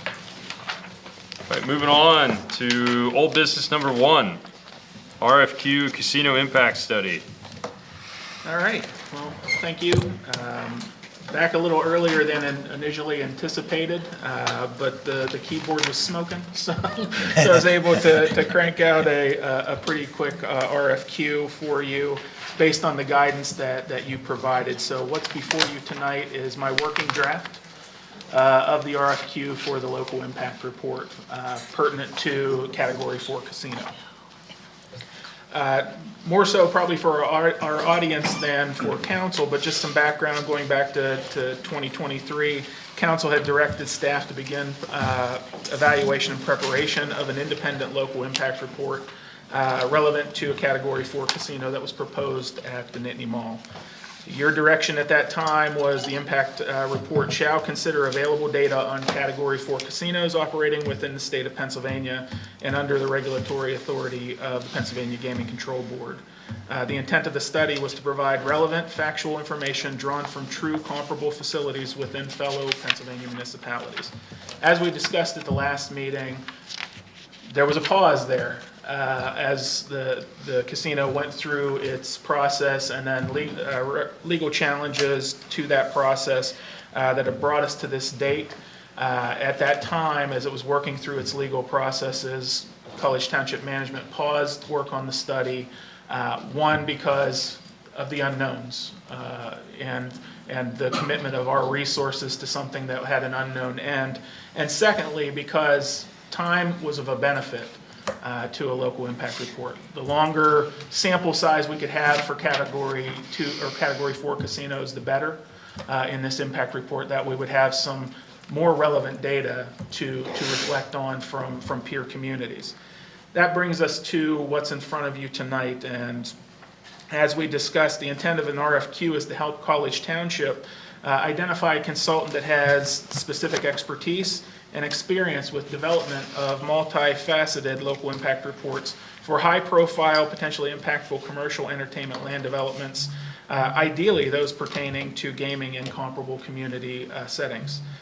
What's before you tonight is a draft RFQ that's broken into 10 sections. Just briefly, Section 1 is an introduction. Section 2 is the project overview. Section 3, as we discussed at the last meeting, is a scope of work outline. As we talked about at the last meeting, there's a recognition that there's certain elements of that we know are required, that we want to see basically revisited and re-upped. But then there's also a subset of that scope of work that we recognize we don't have the expertise at staff level to fully craft and that's why we'll be leaning on the expertise of a consultant. Section 4 is the preferred qualifications and experience of the consultant or consultant team. Section 5 deals with conflicts of interest. Section 6 is the submission and requirements and format. Section 7, submission deadline and instructions. 8 is an optional pre-submission meeting. 9 is the evaluation of submittals. And finally, a Section 10 which deals with finalist interviews as well as proposals. So it's comparable to what we did with the RFQ for DPZ. I've kind of given you some food for thought questions as part of your review. Ultimately, I'm looking for your feedback and input on the entirety of the RFQ, but there are some sections that I would just ask that you take some time and contemplate. That's specific to the scope of work outline, the preferred qualifications and experience, the optional pre-submission meeting, as well as the evaluation of submittals. There's some general questions attached to that that I would ask you to kind of weigh in on. As part of your discussion tonight, depending on the amount of input received, if it is substantive in nature and results in major changes to the RFQ, it would be my intent to bring that back to you at your November 7th meeting in a more final form for your review and contemplation of authorization to advertise. However, if based on the review tonight, you feel like you're in a position to make that action, we would also entertain that as well. So I will stop, and I'm happy to shift the conversation over to council. Okay, so obviously the entirety, just a brief back to you, what you would like specifics on entirety, the scope of work, the preferred qualifications and experience, the pre-meeting idea, and what was the other? The last one was evaluation of submittals. Eval. Yep. Okay. All right, council, if you could just scope your comments into those things that may help us move along. But at your will, Mr. Bernier, I let you lead this out, please. I did scope my comments All right. according to the memo, right? Yep. Okay. Well, before we talk about Section 3, I just want to say that overall, there's pieces of this that look like an RFP, but that's okay, because I think we wanted to do an RFQ, but there are some certain things we wanted to make sure that they had qualifications on. So I think that's where we got the best of both. They've done a lot of these. So I really appreciate what Mike has put together here tonight for us. I mean, I know you've done a few of these in the past, but I think you really gave us an outstanding jumping off point here tonight based on our discussion. In particular, I think you really nailed it in Section 2 under the project overview, where it says select a consultant will be responsible for gathering relevant data and specific focus on integrating real-world data and experiences from the operating Category 4 casinos located within Pennsylvania, including their impacts on the host communities and their respective surrounding regions. Utilizing this data, consultant will be charged with conducting detailed analysis, developing projections on potential impacts, and providing any potential recommendations on strategies to mitigate possible negative impacts. I think that kind of sums up a lot of what we want to see as we move through this. In regard specifically to Section 3, I had two comments. Meaningful and quantifiable comparisons and projections pre and post opening of Category 4 mini casino. I think that's really important language that needs to be in there and emphasized. And then the second thing, under number 2 in Section 3, education, institutions, and then the student age distribution. I think we need to be clear in even the RFQ that we're going to want before and after demographic impact there. I know that's a theme through the entire, it's going to be in whatever we negotiate with them, and it is a theme But I think given the nature of the comments that we have received, particularly in regards to students, it needs to be really clear that we're looking for the incremental impact here on those two areas, particularly that demographic. So are we doing these one section at a time? So we're just doing my comments on section 3? You can do all your comments if you want. Okay. Under section 4, previous experience. This is a big one. We talked about this a couple weeks ago. I believe, and I would hope that we believe that anybody who responds with their qualifications needs to have extensive knowledge, if not experience, with brick and mortar casino development in the state of Pennsylvania, as Mike noted, under the specific regulatory compliance that the casinos have to operate in Pennsylvania. And I mention that because I think that has a lot to do with assessing impacts. We know for sure that the regulatory compliance and oversight in Pennsylvania is more extensive than it is in other areas, and then by extension would have some impact on the items that we're trying to identify, the impacts that we're trying to identify. I'm not going to go into detail, but you know what I mean here. We want to make sure we get apples to apples here.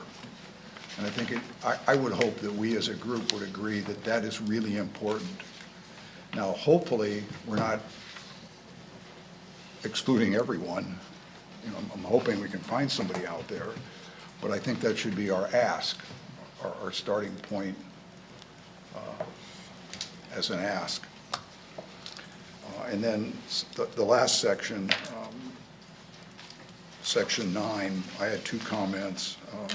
That is the evaluation of, I didn't have anything under 8, but under 9, evaluation of submittals.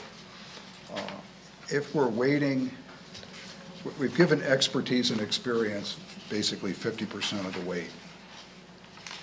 That's a lot, and that's very common in RFQs. If that's going to be the case, then I think throughout the document and in here, the terms relevant and comparable expertise and experience need to be emphasized.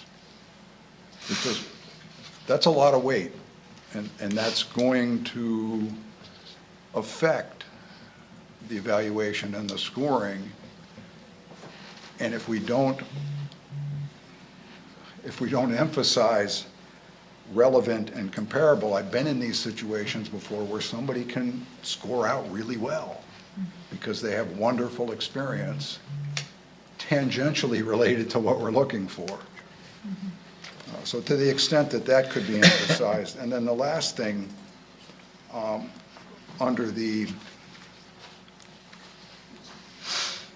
let's see here, under the weights, the other 2 weights, let's see if I can find them. Typical approach and understanding of community needs. I would consider a typical approach, scope of work outline and schedule is 25, understanding of community needs is 15. I would offer, just for consideration by us, that we weight those equally. A lot, because understanding the community, this is a sensitive issue. And I understand this is a more typical weighting scale. I see this a lot. But in this particular case, I'd like to see understanding of community needs and application of local impact report weighted a little heavier. And my suggestion would be just to make typical approach, downgrade that to 20 and upgrade understanding to 20. And I would support going even further, but I'm just tossing that out there as a starting point for consideration. And that's the extent of my comments. Okay. Tracy? I have no comments because Eric took a lot of them, so I don't want to be redundant. Okay. You could say they were good comments. They were very good comments. That's a secret of letting him go first. Wow. Susan? No, I appreciate Eric's comments too. So a couple of questions. Looking through this and thinking this through, as far as qualifications go, we don't have many Category 4 casinos in the state of Pennsylvania, and they've only been established in communities since about 2020. Am I correct? I think the N is maybe 4 or 5. We have 3 operational, Okay. and this would be the 4th. Right. So the N is small for comparable experience, and the timeline for assessing the impact is also very short, particularly if you consider the COVID year. So a concern for me is how do we define comparable if it's simply just Category 4, which is not irrelevant because, as you pointed out, Pennsylvania regulates casinos differently than other states. Other states classify casinos differently. So it's really difficult to find a comparable community with a Category 4, particularly if we're asking for information on a student population, because so far as I could tell from the casinos that I could find, none of them include a major university. So how do we overcome that obstacle when we ask for the qualification? Is this something that we expand outside the state and ask for a consultant that might have a qualification looking at specifically university towns that might be impacted by casinos? It would be a different comparison because it might not be a casino that's comparable to a Category 4. I don't pretend to know how to put that comparator together, but I think given the community's, discussion or comments to us, that's really important. And I'm not so sure that limiting the scope to comparisons with Category 4 casino communities will give us a true comparator to how our community could be impacted. If I could, Yeah. I'd like, for my comments, I'd like to separate the two, because Okay. I consider the regulatory compliance for all categories in Pennsylvania more relevant than the size. So I probably should have made that clearer in my Okay. comments. So you're relying on the regulatory. Compliance versus, and I just stuck in category, because we've been. Right, 'cause we've- right, and I really appreciated that comment because I did, quite a bit of research over the last couple of days, trying to understand better, how do different states categorize or classify casinos, and they look very different. Yeah. So, we have 750 slots, 30 gaming tables, maybe 10 after the second year. How do we look at those? How do we incorporate the impact on students? And I am concerned that the timeline for an established casino, because these are relatively new casinos, the timeline is not good in terms of, what we're asking for. I think our community has been asking us for particularly those say the mental health impacts, the health impacts, those would require a longer timeline to see a significant impact evolve. And how could we get a handle on that so that we could, think about things we could do to mitigate that? So, I think the offer that regulatory up. compliance issue gives you a much longer timeline and a broader selection. And I'm not saying that, I'm not suggesting Yeah. that the qualifications and experience should be exclusive to Pennsylvania. I just want Okay. to make sure that when we're weighting them, Yeah, that that experience In operating in the Pennsylvania. regulatory compliance environment of Pennsylvania, and we'll leave out Category 4 for the reasons you noted, yeah, I think that's important. is really important because of the impact that the regulatory compliance has on the operating of the casino. Yeah, that's a really good point, Eric. So broadening the definition past Category 4 would be helpful. I would support that for sure. Yeah, and that would include a longer timeline for some of those Category 1, 2, and 3 casinos. Is there any value in trying to expand this past Pennsylvania? Looking at university towns that have casinos established in other states. Oh, yeah. Yeah. So I was reading into this that we were really narrowly defining Category 4 casinos in Pennsylvania, so maybe I was overreading that. Well, one thing, I don't want to jump ahead, but since while you're talking go on ahead. this, right, one thing that just came to my mind, right, because you really pointed out the small number, right?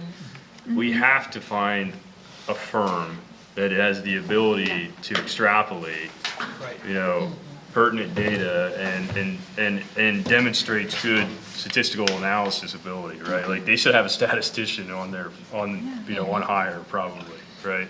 Because it is absolutely going to be necessary. And I think, thank you for sending the eConsult Solutions report. I did look at that. And I went back and looked at their website. I couldn't tell much about who they were, but I couldn't tell whether they had much experience working with communities that had casinos. I didn't see much, but I don't know if I missed it. So again, that's the RFQ piece of this, but really emphasizing that. So I appreciated the change in the metric as well. Okay. Anything else, Susan? I think that was my main concern. I think there were little things, wordsmithing things, paragraph 1 in section 3 talks about costs and benefits, but doesn't necessarily tease out risks. So I think risk is a really important, consideration, and that might be included if you're talking about costs and benefits, but also looking at risk. I think that's about it. I didn't really have too many other comments. I think you did a good job on that, Eric. Thank you. Rich? Whatever Mike was on when he started drafting this, I'm hoping it's reproducible. So, for a first crack at this, boy, you set us up for success. And then to follow him with the senior member of council's comments, which were spot on. And it was, and everything. I only had very, very few that Eric touched on, or that I'll offer my 2 cents on what Eric said. One of them was in section 2. We always focus on the negative. It's human nature and everything. Could we add something on there possibly to better maximize any potential positive impacts?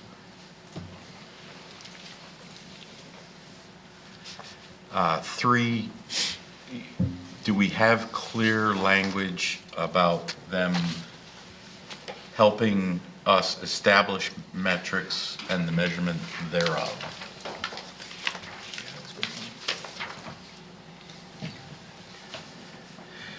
To the comparable and relevant, I agree with exactly what was said. The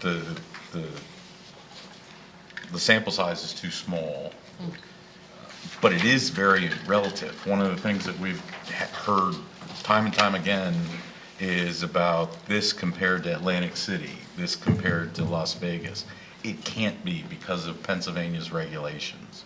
It's not comparable, but we need a big enough sample size to capture that. So I think the emphasis that Susan and Eric spoke of an overall experience with this, but in particular, you're going to get bonus points for PA experience in this, and even more, extra bonus points if you have Category 4 experience or can offer that.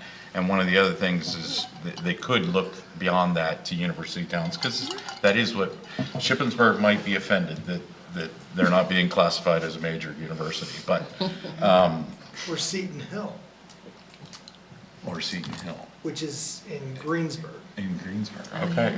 So, so finding some outside those scopes, but then being able to say, this is why they're a little different, or this is how PA's model potentially mitigates those Exactly. or things like that.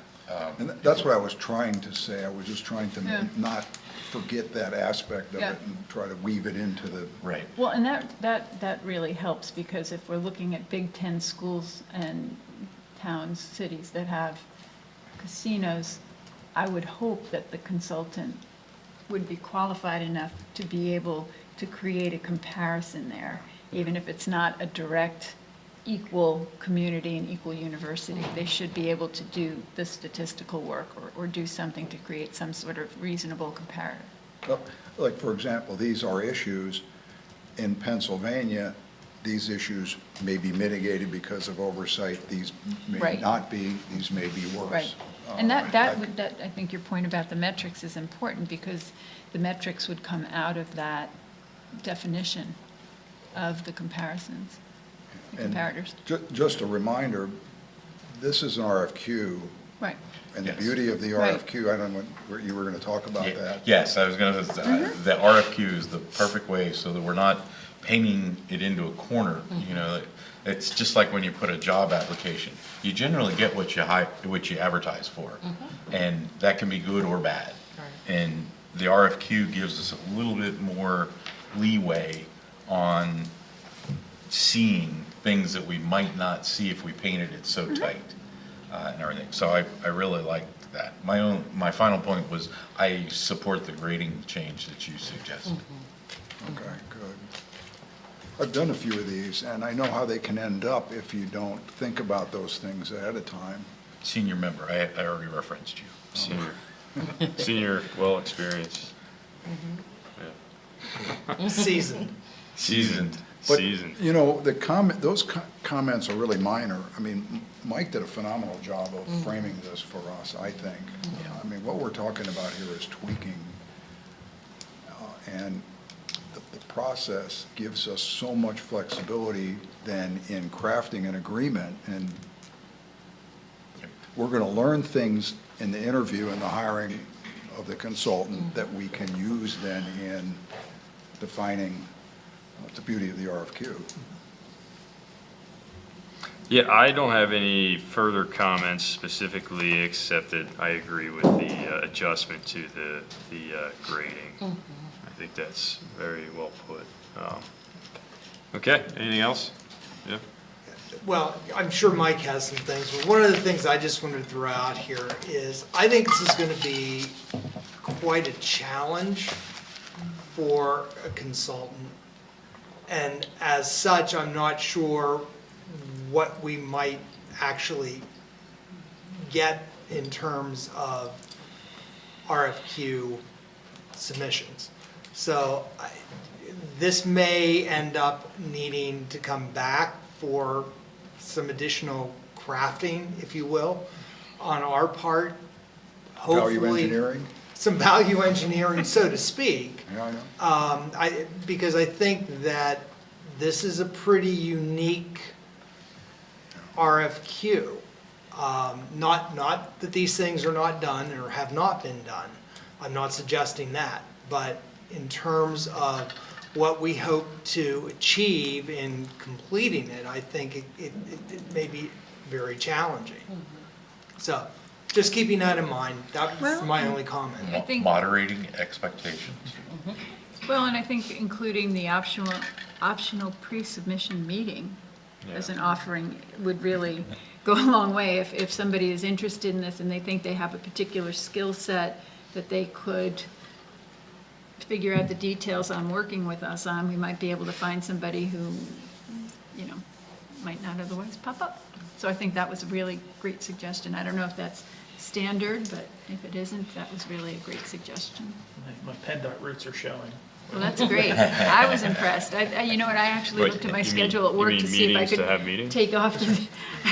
I moved 2 patients to go to that meeting. State routes, huh?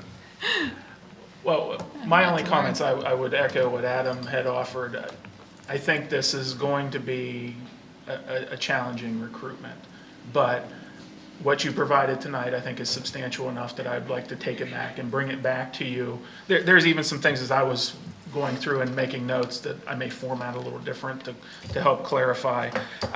But I appreciate the comments. I think it strengthens where we're, at least our targeting of the RFQ tonight. And then, like I said, my intent would be to bring it back to you in a little bit more of a final form for another one of these discussions. I think there's a lot of value in getting it precise before we hit the street for this particular ask. So. Okay. Question for Adam. You know how these things work. The amount that we've budgeted is not going to be hard for a consultant to figure out. Right. Are you, access. That's not, is that not the concern? The concern is actually finding someone. Oh, In other yeah, words, changing that number is not going to make any difference. changing the number, I'm not concerned about the number. Okay. I'm concerned about the availability, the viability, the qualifications of somebody to be able to deliver and meet our expectations for a final product. Okay, because sometimes you guys know that sometimes the number, folks will look at the number and say, we're too busy right now, I'm not even going to respond, Yeah. even though they could do it. The number and the timing doesn't work for them. In this case, I will say this, that based on the information that we have gathered, we feel very comfortable that we have a very good range available from a money standpoint to accommodate a thorough evaluation of this issue. So I'm not concerned where we're starting from. We may find out that what we're asking for is going to require some additional resources. But at least initially, I think that we have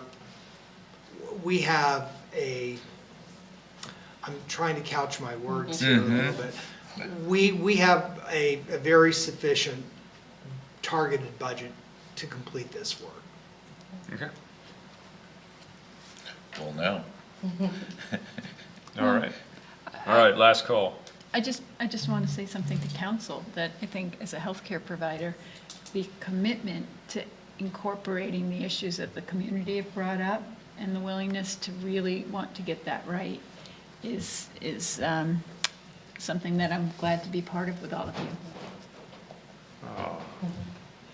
Group hug afterwards. The thing is, the one that I bring that perspective, I see people whose lives have been damaged, destroyed by all kinds of different things, including substance use disorders. And so some might say, and I've even heard it in discussions outside of here, this isn't the work of local government, but in fact, we're responding to the community, and I'm proud to work with you guys. Oh. Okay. happy to have you on board. You bring a perspective that is of tremendous value. Thank you. Yeah. Okay, no new business items. I know everyone's very disappointed. Staff Adam tried to get us Can we one. make some up? Staff performance? Nothing? I don't think there's anything. Did you have anything you wanted to No, comment on? and we covered everything I needed. All right. Council staff, other matters? Okay. Just a reminder, December 6th is the ABC Staff Appreciation Dinner. That's right. Stater. Right around the corner. How about the Oh, and CCATO? CCATO is October 29th, convention. Is anybody at else the going? Winter Garden. I To am the not. beam? To the beam? Oh, to CCATO. To the beam. Oh, there's the So we beam have so thing. many things happening. It's a busy social calendar. And the Millbrook Marsh Nature Center Yes. opening's Grand when? opening. When is it? 24th. The 24th. Oh, that's my birthday. Oh, Hey. It'll be, we'll bring a cake. that's right. There will be That's right. cake. We'll So request a cake. there's a lot going on next week. Yeah. The beam is next week too, right? Yeah, I think so. Wednesday. Yeah, Wednesday. Oh, 23rd. the Are we going? beam setting. The beam at setting. Right, the hospital. final beam setting at the The beam hospital. setting at the And hospital. then the Yeah. following week, we have CCATO. Then we have our December party. If you have nominations for the Almond or Donaldson Award, you Yes. still don't have anybody to award. No, no, he's a past recipient. Oh, you can't win it twice? Well, Perhaps, jeez, perhaps. But then that technically our does make him an seasoned award-winning. Member of council. No. I got a 25-year award last year, right? Okay. That's only one of two. Oh, you mean, wait, what, you won an award? So you're award winning. Bum, bum, It's bum. not an award. The certificate of appreciation. Yeah, that's, How many years do you have? oh, an easy I time. got worried. I see where you went with that. It's late. All right. All right, does anybody want to make the last motion? Yeah, I motion that we adjourn. I second that. We're adjourned. It's a room.